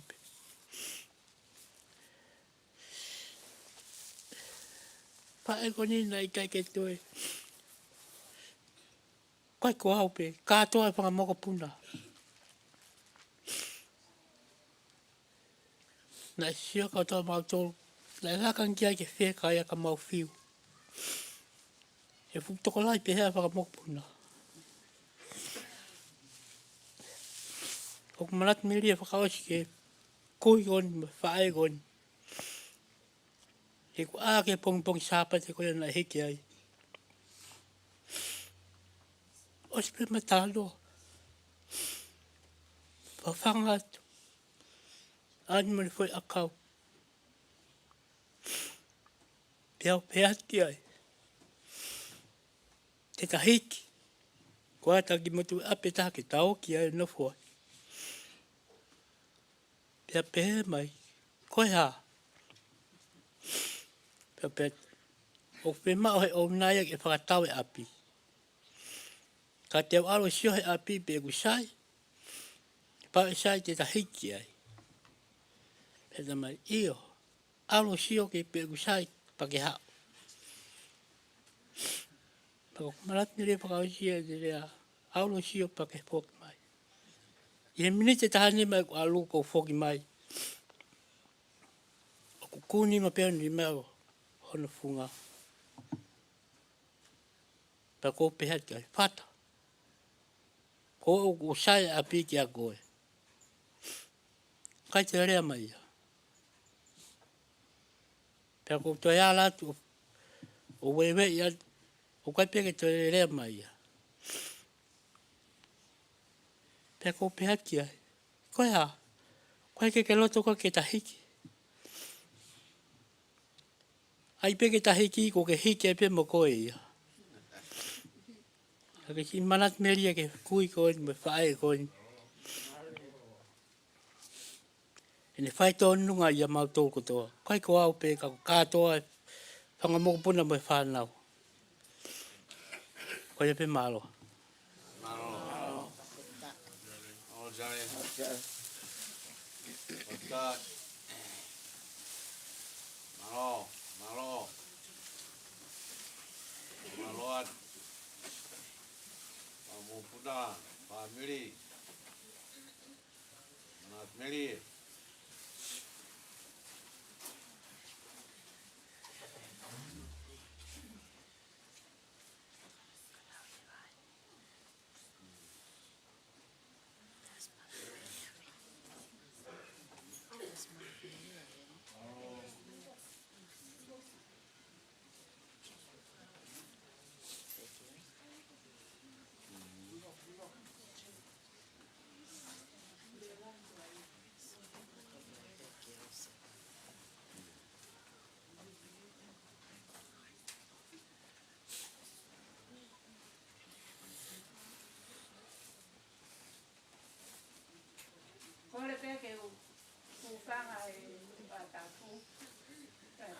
I manat merie.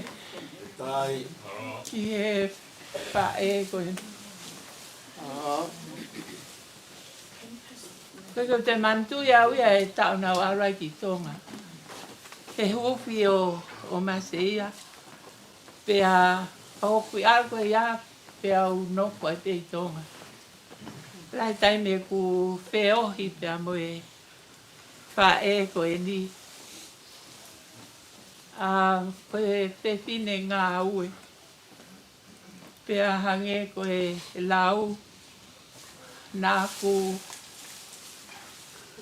ako ai pe. Koe mau pe koe pongpongi. Ngā he whanau. Alu nau toki ako. Kau alu moia mohenere ki uta. Huo. Ho peta haua. Huo. Pe kau e ne tamahenere tau foki loto api. Ma foko ia. Ma pere mau mohenere. Kai whai a pata he whai e kuki. Ko he pepine iwi lahi. Kai ke ngata he ne iwi lahi o whala. Ne lahi tono no. Kai hange koe ki hiwa pa whanonga ai. Ka ne o whai pia. Pia mau hao koe ki Australia ni. Ko e whae. Koe ke te ilo e ki taia ha taimi. Oku. Ko e anu whakarea. Oku ikai ke ia taimi te ilo oku. Ia ano loto. Ko manat pe au ia. Ko e taimi ko oku uia nele. Pata. Ko i taha pe. Ko ne malanga pe. Ko awe. Te manat ki te whaui me wa pere tiu. Whaui me ia te whalolong ki ta ka leo ke ua pe tolu. Pa te toki. Kai ke ko e whae. Whaalot.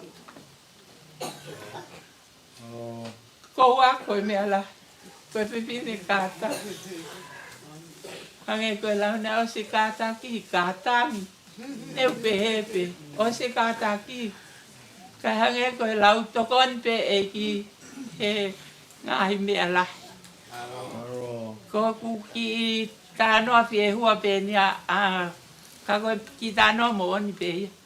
Mau hawe ki he ni. Pe a na mau i pe te li pe.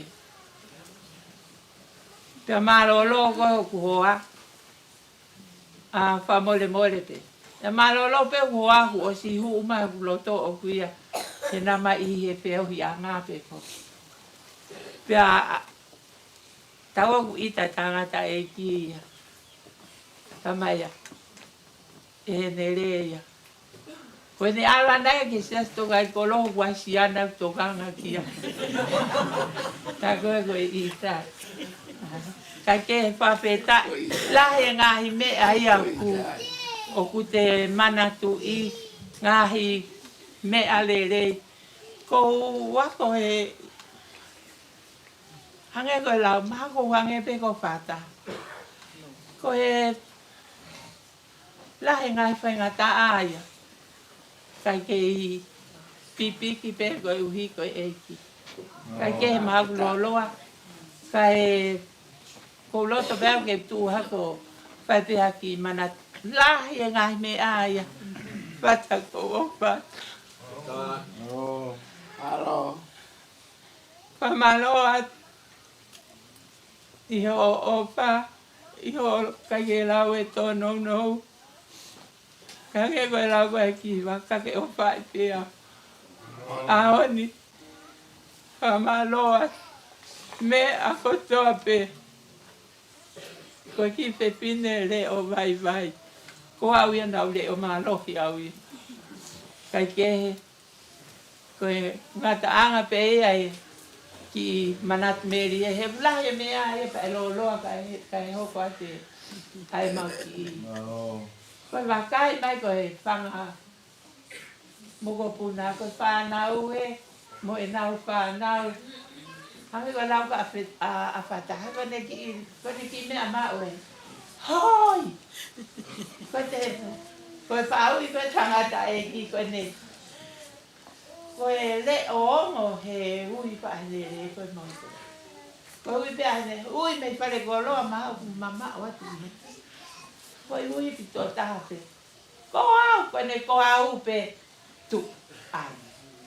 Kai ke ngata ai, kai ai e ki i koro kalama e whanau. Ngara ko ki mene ta, na nao ki Amerika, na koki mai no ki po i hiwa. Pea ko hiu he kore ke whanau nau mau ki. Kai ke nau, ko ki po i hiwa na haumi mi Amerika pana. Mau hiwa. Mo ilo, te tau hiwa ki po i hiwa. Kai ai o mai a katau. Te wheke tau laki hiwa e ki po i hiwa kai ko ai o mo me.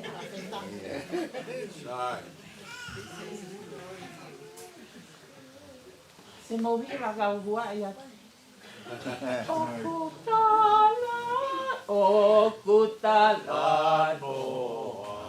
E tohita, fu, ki he pa. Fata te noa mai e mopa ia. E si ne whakapapa. He for my he for my ashes. Ko e muni ma lu. Hoko ko e taula.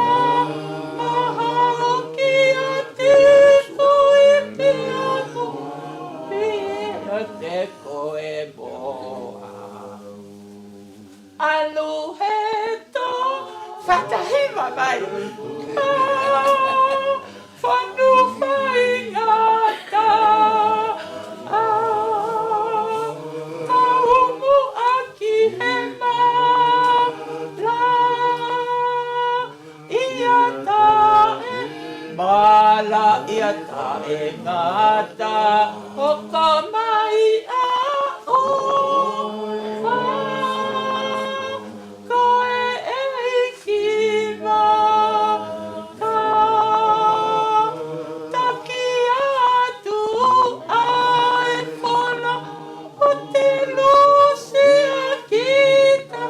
Lucia que taulanga.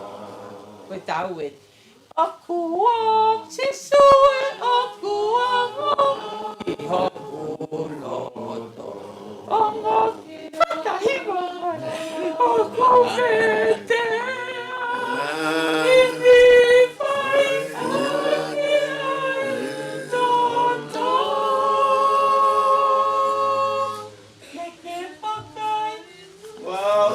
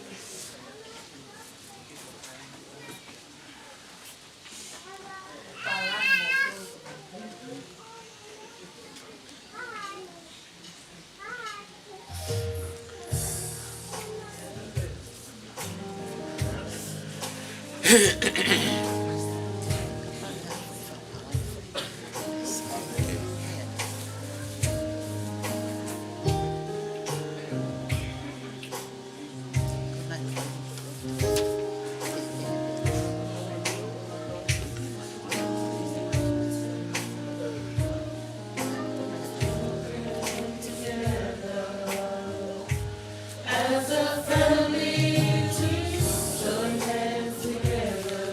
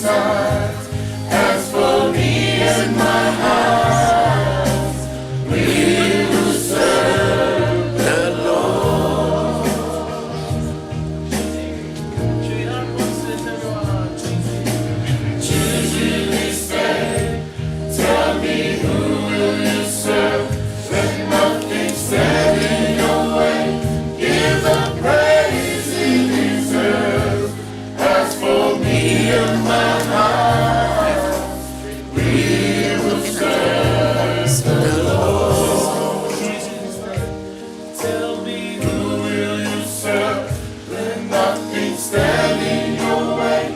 Give the praise he deserves. As for me and my house, we will serve the Lord.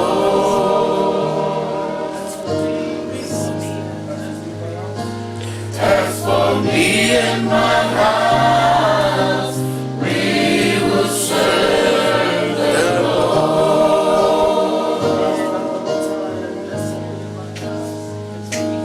As for me and my house, we will serve the Lord.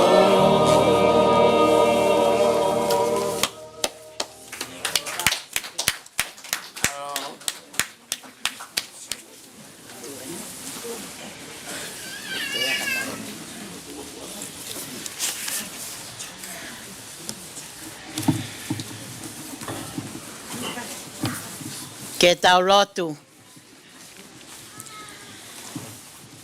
O tua o e ofa.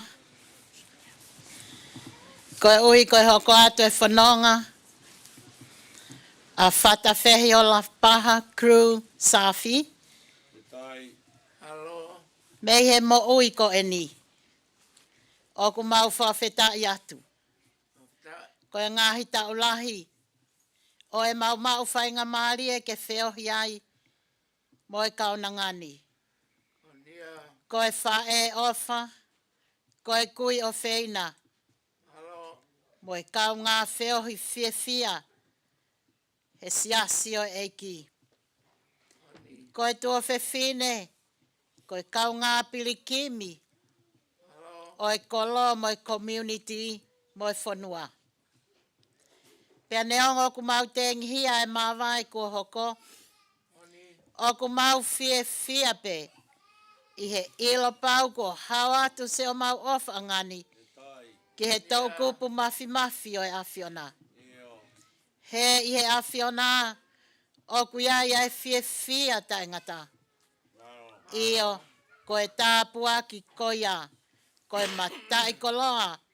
E lawi kuonga. Pea ta ingata. O tua mafi. Tauhi pea puke. Ki mautolu ko kafo. Pea ongo vivili ki ai. Ai more a whatawhehi. Whakatawange. Ke maua usia i he hiri ai mamahi mo loi mata. Ko e whakaha kakato mai ai ofa ai a whiona. Tuku ke whakalaka atu. E mau wakai i he pouri kua tōni. Ke whakaha mai aho o mama. Whakanonga ho mauloto hoha a. Ta ofi e mauirifia. Pea puke ki mautolu. Iho o nonga. Mo e fie maari e. Iho mau eiki ko sisu kalaisi. Ameni.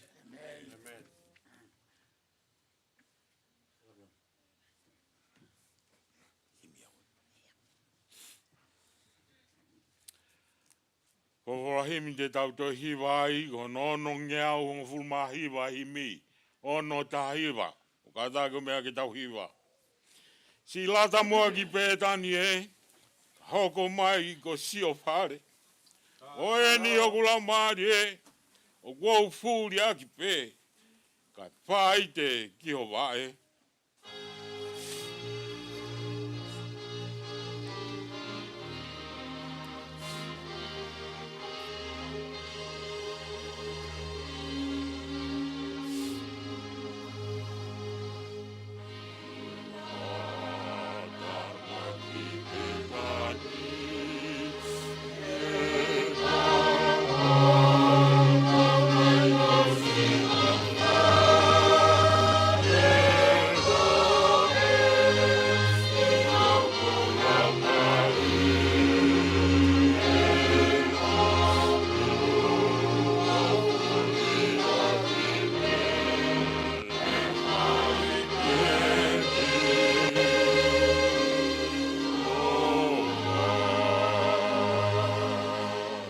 Te kāma ki hokuloto ke whai a uni mea maau. Ka tako eni e kupoto ke tariha ke hono tō. Ai mea ne tau mago.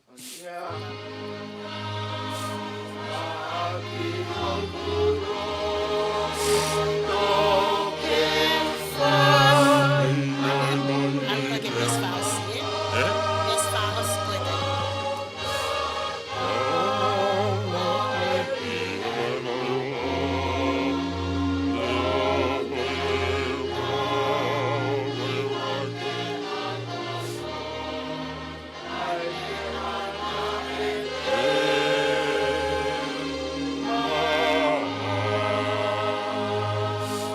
Si whakasi. Mata, lasa losi mere, ko nau hiki ki he langi. O loto ke awhi pe, kia te au, o lau pe he, ko sio pe tani.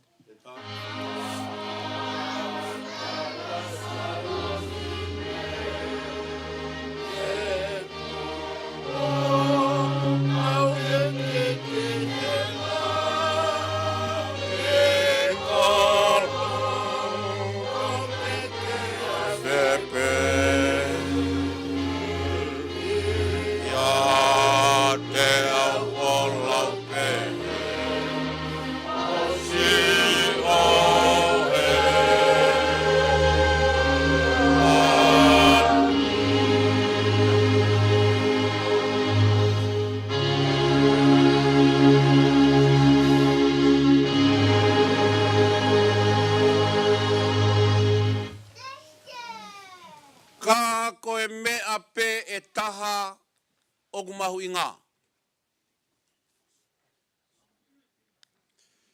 Ka koe mea pe e taha o kumahu i ngā.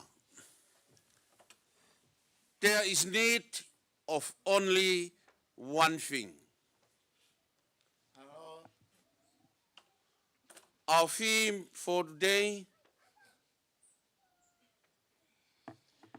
don't miss your Jesus.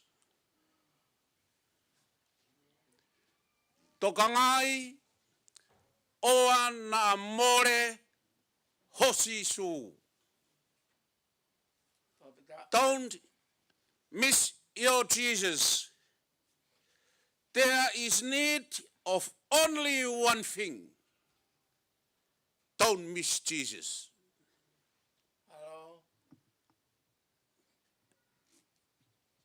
Kabau te u keresi he te this is enough. Ai koloa he tau e hiwango fulmani ma malo. Koen ai lea whakaos mo e pōpoaki ofa mo e talamonu a whatawhe e whanau mo whakamokpuna. There is need for only one thing. Don't miss your Jesus. Keep your blessing. For you are a blessed family.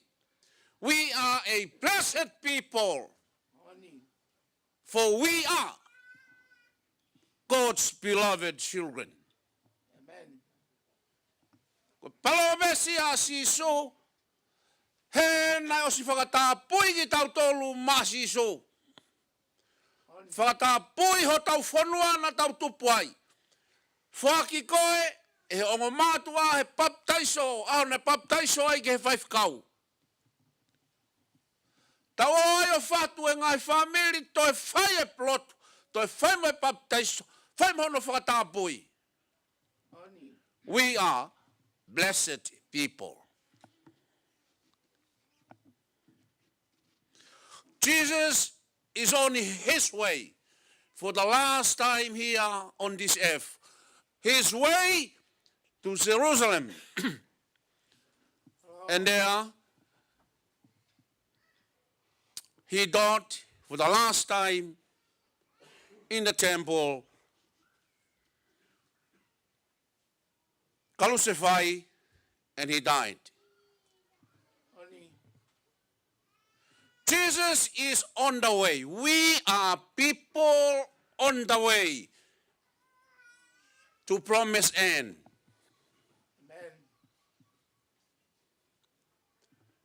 Pea whamanatu mai he wholawhola, ko omi he ahoni, ko hui, ko e tau whae koe ni. Tō kanga ha o whanonga. On your way, your journey in life, tō kanga na mare hosi so.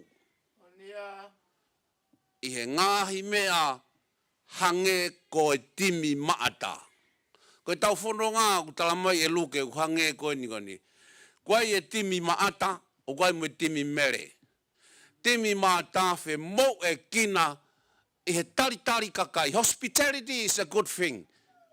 Mea lelei au pito ke tari kakai he family, he siasi mo e whanua. But that is not the most important thing we need. Jesus. Whakamooni iai maamani. Missing Jesus, the love of Christ. Missing that love. The world became a darkness. The world became an evil place to live. Hatred. Conflicts, wars. And that makes us very, very sad.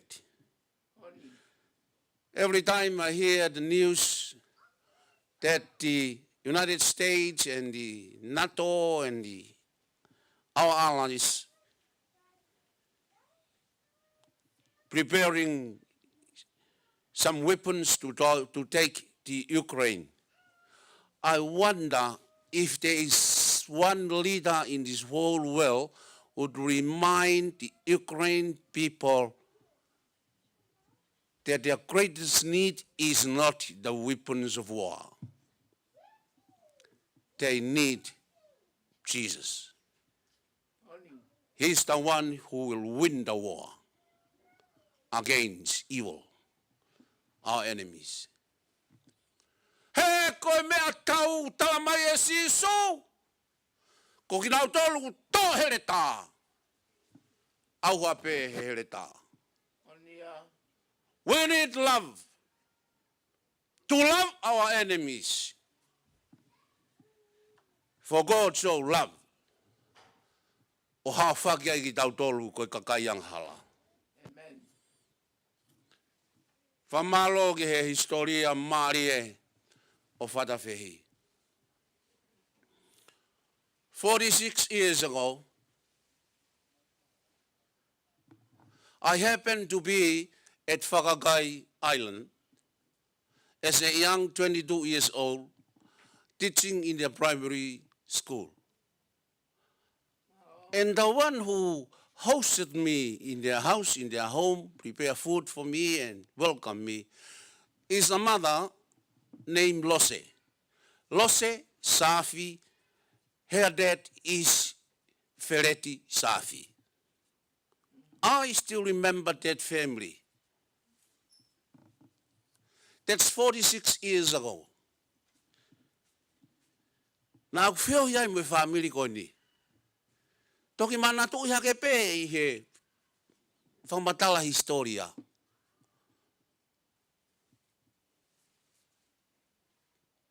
Peko whamalo la i he taimina e tauhia iau e lose hange pē taha e ne whanau.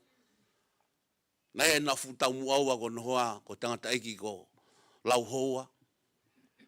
He kaula e pē futau muaua me whakakai ki whakakai alpeo ku kai ke to iaha matangi ka mau au hi ai ko te ongo ai tae lata lahi mo oni. Wa mena te nofo ai pa te heka he waka lahi pēka wai pe whangi stima wame. But that's the way we journey in life. 46 years ago, and here we are with the story of a very beautiful servant of God. Ko toi whewhia whoki he konga a whatawhehi ki uiha. He tatau a uiha mo whakakai, ko ongo ko loia a wofia ki he nofo he wani. Nā e mau mea, nā e mea ka uiha heni, pea na e whakawhi mai u whine e ki o mkiai. Pea tamai ka te au ke MC ai. Pau sia holo whanau tamai koe. Toko lahi tahe ni koe kau uia. Pea kono whakaosi ai kātua ngā kou tāngi. Tau o lunga whoki mo whainga. Tau o lunga kumakehe pe tau lunga kau uiha ia. Pea kou talangi. Koe talanoa uiha ta tau me talanoa so toma mo komola. Ka mau haki i toko uai o kumao o ni kone osi a mamani. Para fehi. Ko pehe ke whai ake. It is enough. Thank you very much for this message today. To make sure that we will never miss Jesus. Steve, I just realized he kutohi kohe vahe siaso Benelli. I put your name down for the next quarters leading the weekly service. How come?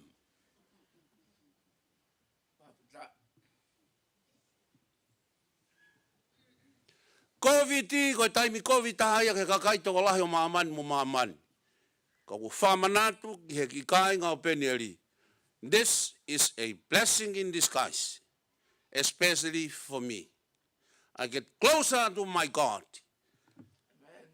Take down deeper in his words, the gospel, to find something for my life and to find something for my family and to lead his church. Family, o matai ko loa ko ia ku ia ki mau tolpe. O ke tek tau tol. Whatokanga i pe e tau whukotu utu he whanonga he mo ui. Nā tau whuwhe mo e kina i he ngahi o ni mea o e mo ui. Whatonga e talanoa i kai ke hanga e sisu o ai ke tonua maata guangsia. Tonua mere he nai tauto whanongo. Kanane talange. Sai au pito pe tari kakai, mo e ngahi mea toko ni.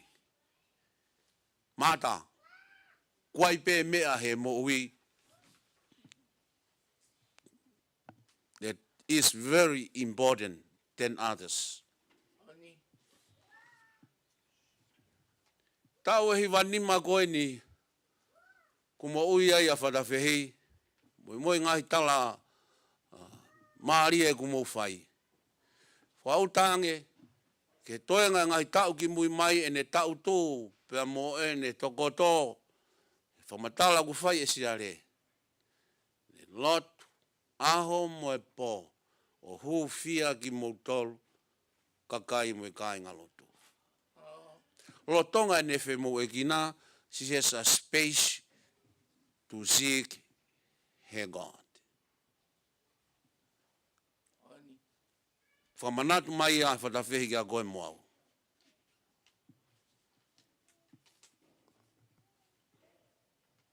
Ma mahaki pe mahalo si sino Steven ni talo e ne lavea he tau e wana ua fulutupu o hiliange. You got the Spirit, Steve.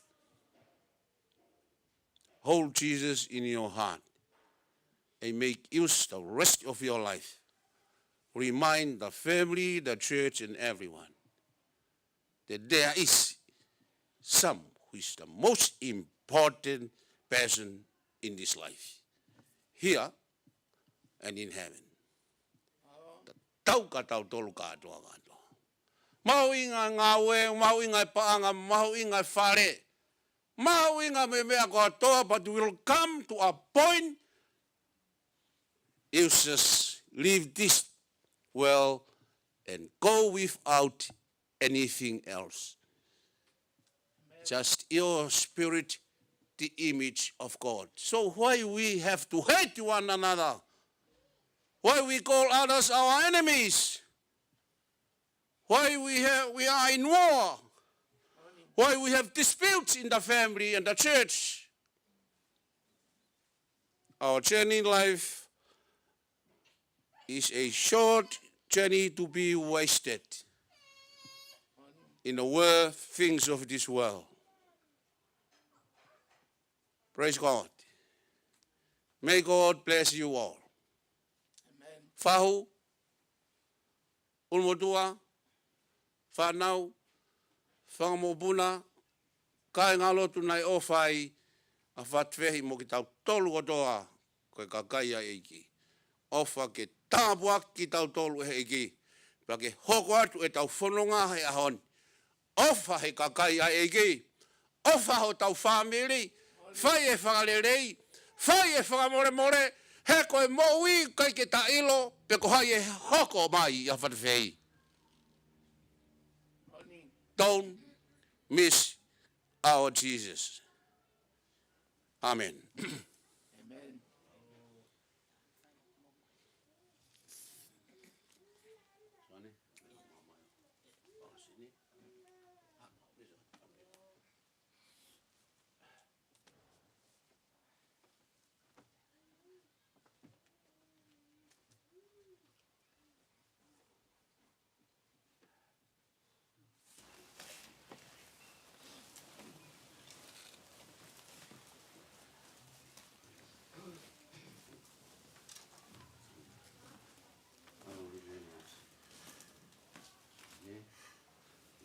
Taim ko ni te tau whai ai e lotu, mo moi hake, ai si mo ui e laumari e o whatawhehi o loto la paha sāwhi ki o tua mahi. E o tua whai manawa ofa, o mau tuku atu o mau ofa angani, a whatawhehi sāwhi, i e ilo pau mo e amanake rei, e ne kauwhakataha mo kina tolu ko pekia i a kawaisi. Tene toe tuu mo ia no aho whakaosi. O mau whawhetai atu. Koe ngai tāpua kina ne whakoloa kia e ne mo ui. Whakatawangi e ne toka mo ia whiona i e whie maari e. Kai oua e tau wheilo aki pea mo e a whiona i e māma kaha u. I a klaisi o alo ka po mau whakamu ui. Amen. Amen.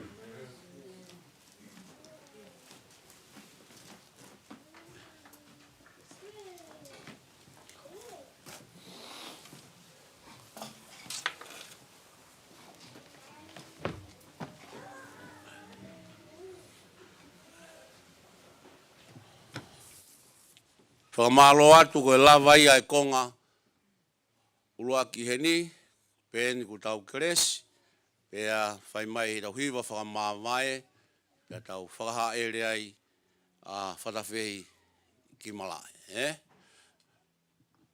Ke tau keresi.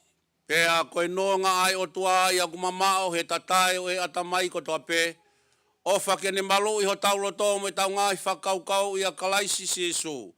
Pēa ki hoko a te tāpua ka e o tua mafi, koe tamai mo e whiohi o laumare e maano ni.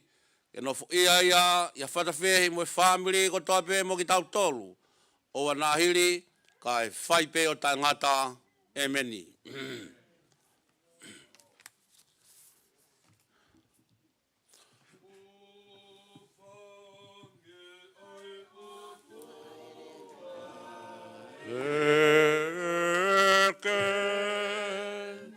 Pake o whono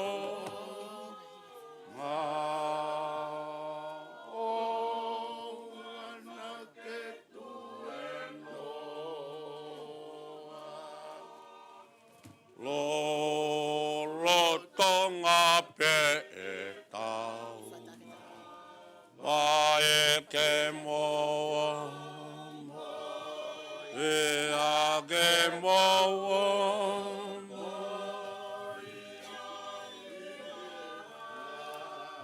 La fo a pe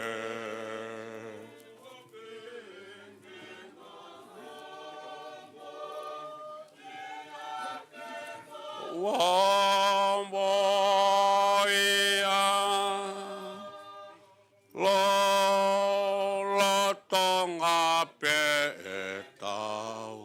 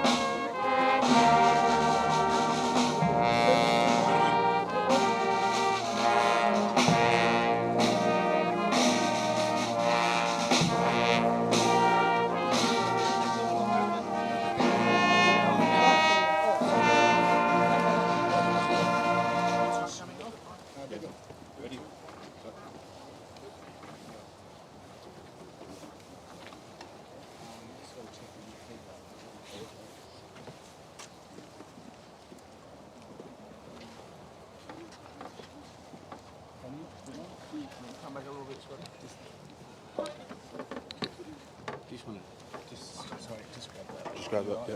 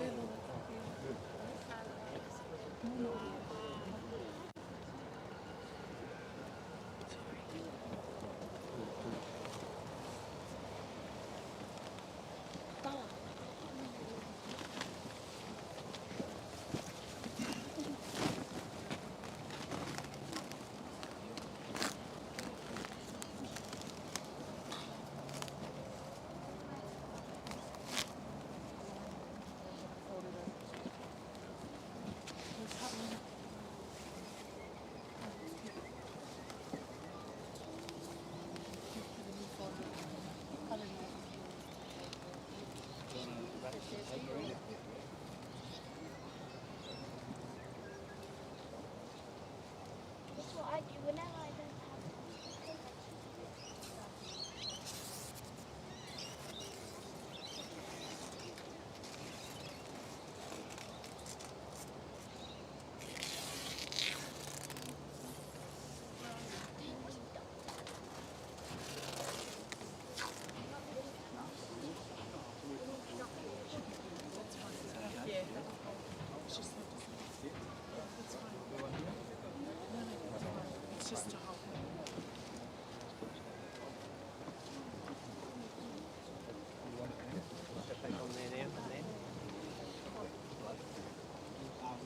You want to put the flowers on? Do you want to do it?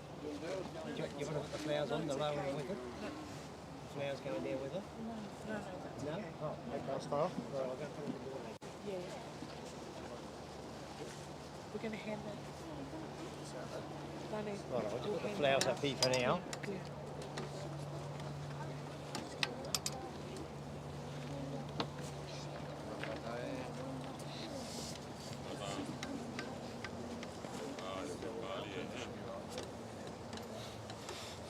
Now we have another. Now we have. This is my dad's. I don't even know like. I can't even eat. Oh, no. Unless we put them on top of it. I think there's something next.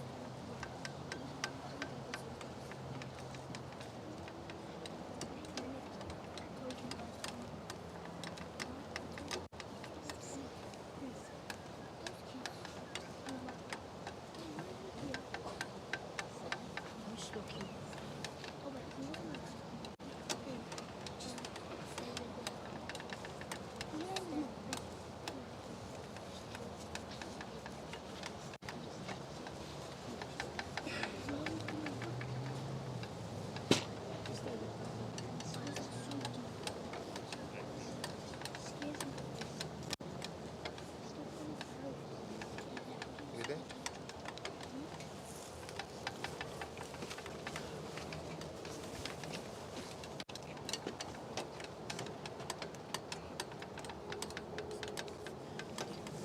We'll pull the straps out and we'll straighten up for you. It's alright, we'll pull these out and we'll straighten it up for you. And... No, leave it open, leave it open. We'll pull the straps out.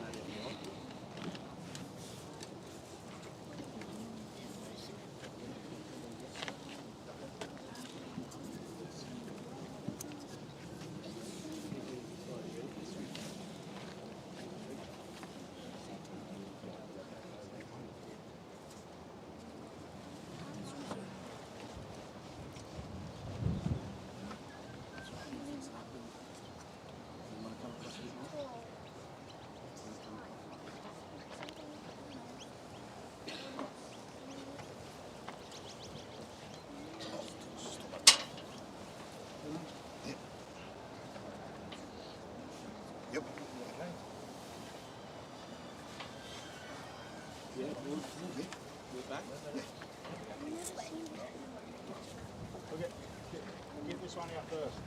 Then we'll do that. Ready?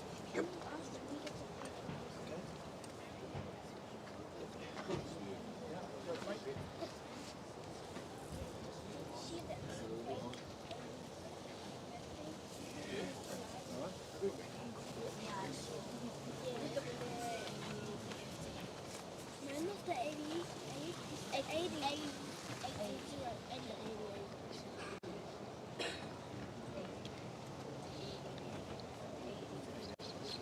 Sorry, no.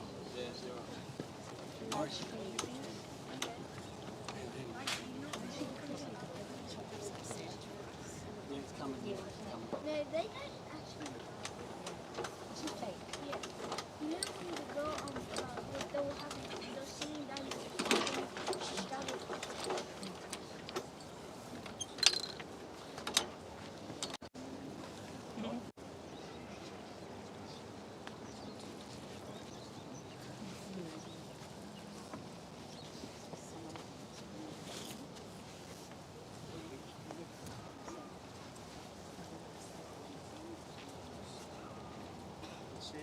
Yeah, it's coming. Yeah, it's coming now.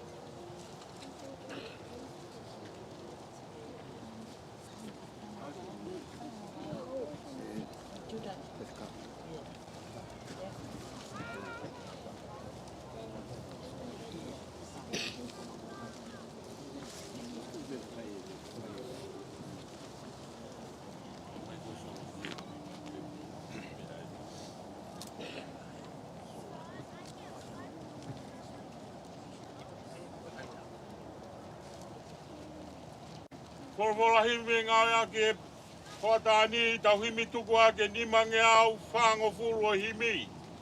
Ni maa whanoa. Tau hiwa pe ai hanga he vesi. Ke whakasio mai ke kau maa lolo. Ko hawa tu ke langi pe fe e nau no fo.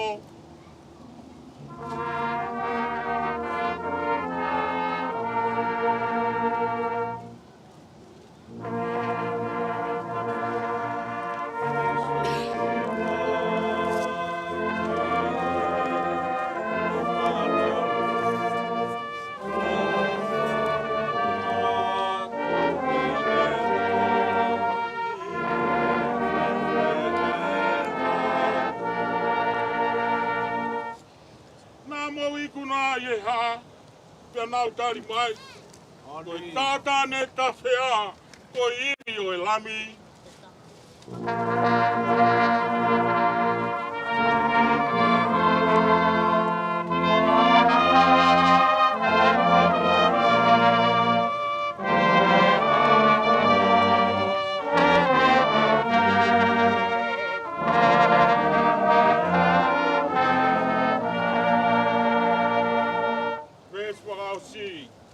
Tau whamaro ke eiki, e tōwha ho tau hala.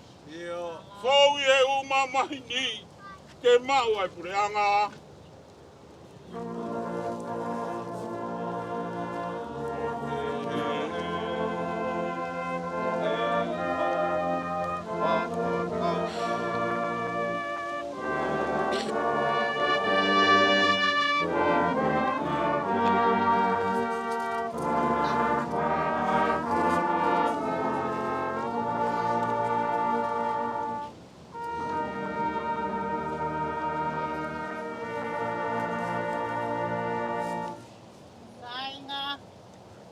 Oku tau momoi, a whata whehe o la paha, kuru safi, ke tau kupo e o tua mafi.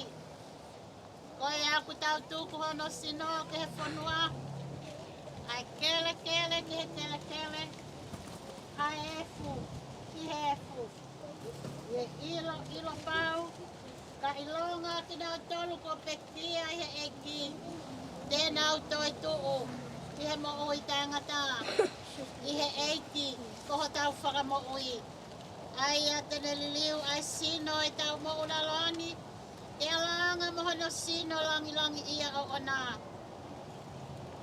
Ne wangoi, haleo me he langi o kupehe mai. Tohi, hili e ni o kumonu ia e pekia, o kupekia I he eiti. Pea oku fola e lau maari e iyo. Koe uhi te nau malolo me he nau whakaongo sia. Ke ai o tua mafi ai koloria. O lau I kuonga. Pea taingata. E meni. Ke tau lotu. Toa mafi. Ai a Fiona kuno no whamoko e a ngahi lau maari e kakai. Oku hiki he eigi. Ko whaata ki nau tolu me ngai ka venga o e mo wini. Pe ko nau mo ua I he whiawhia mo e mo nuia. O ku mau o atu ai whawheta I ke ho ofa, ke ho kaunangani. Mo o vete angeia me ngai kovi o e maamanga halani. O mau tuku koloria ki o wafa top tapo. O e ko kaunanga, ko ne hiki atu I he lotu mo ni. Pea o ku mau kore ke whinangalo lerei. O whakakato ai lau aho kakai whiri. O whakatoa toa mai ho pureanga. Ko hi ke au sia e ki mau toloni. Mo ki nau tolu o hiki atu nā. Ai whakahau o sino. Mo e lau maari e he monu ia. Mo e hoko sia o itaniti. Ia sisu kalaisi. Koho mau eike e meni. Ke tau whaosi. Ko e no ngā e o tua ai a o kumamao he tatai o ata mai ko toa pe. O whakene maloia maula tō mo mo ngai whakaukau i a kalaisi si so. Pake hoko atu e tāpua kai o toa mafi. Hai ta mai mo i alo mo i lau maare e maano nei. O nofo mau ai pe ia te ki tau tolu o tangata e meni.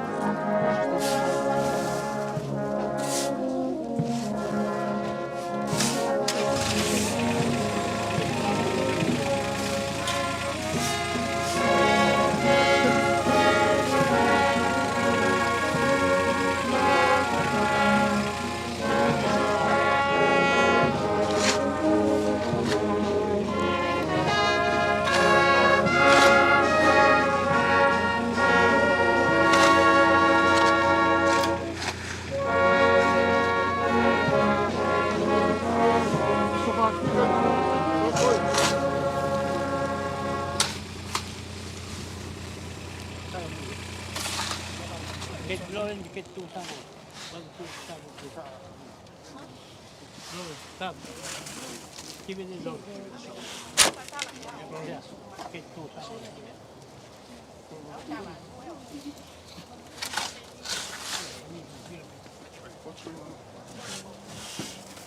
Henry.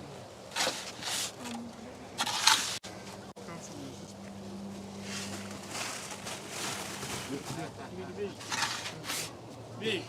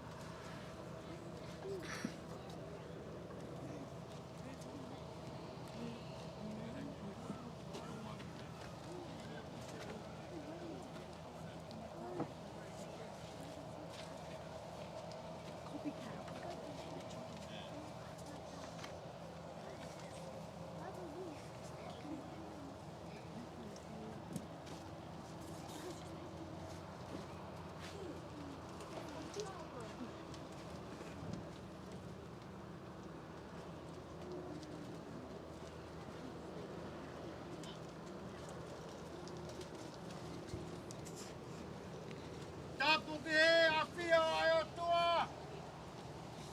I o tau lotolotanga. Tapuka hau ek. Tapat ke ha matapure. Tapuki he fofonga ko pauli.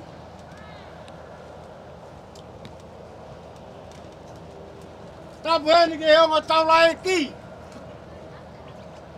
E tapu atu ke whahu. E tapu atu ke whanau. Me kāinga o whakatoa be. Tau heni. I he fu whakataha. Mamahini kua lango. Whakatapuat, ki he langona, he lala, oku tatokanga. Whakatapuat kei malai e kin.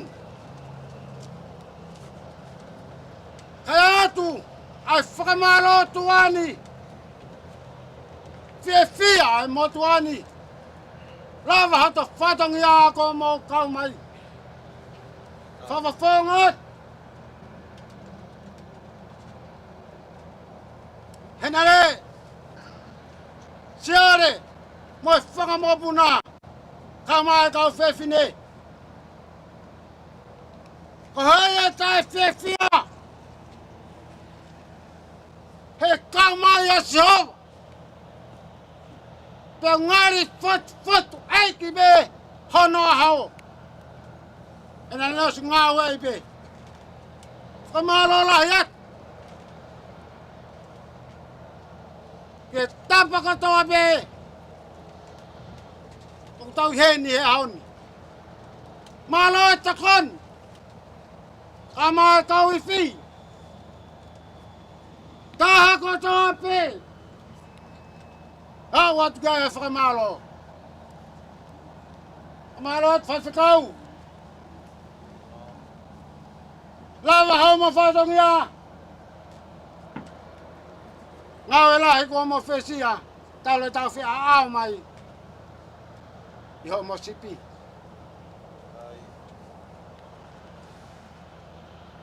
Tau ki whatongia. Koe o si e. Alua hahake ki hahake. Alua hivo ki hivo. Toi pe ku whatangia. Tuku mega te au mai mai whanau. Te mau whakamawae. Whai hoko whatongia ke si asi e whai e whalai te.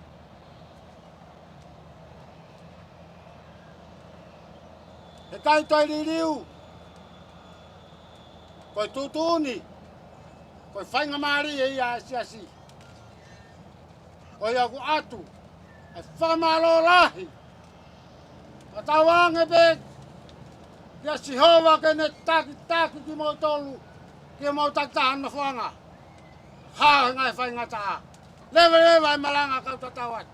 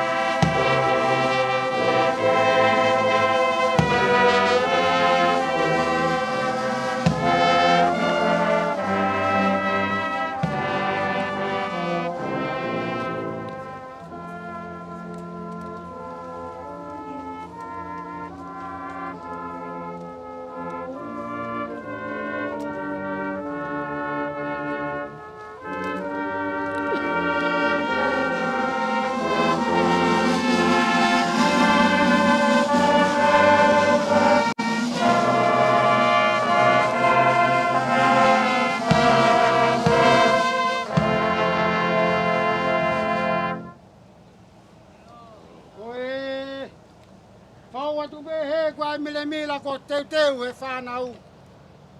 Mea tu moia na aonga ke family. Malo.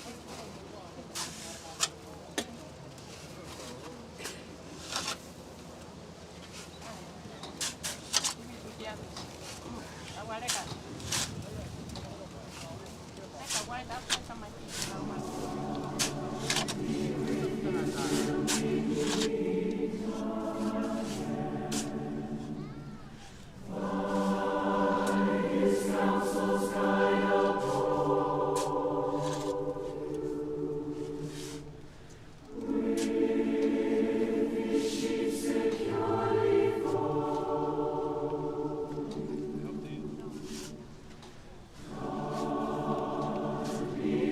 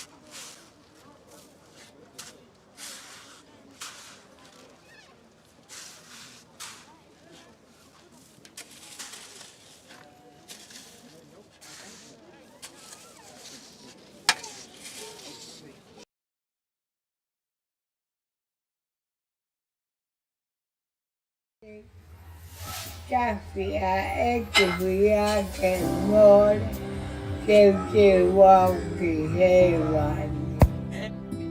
Iya. Lea. Marolele fatafe.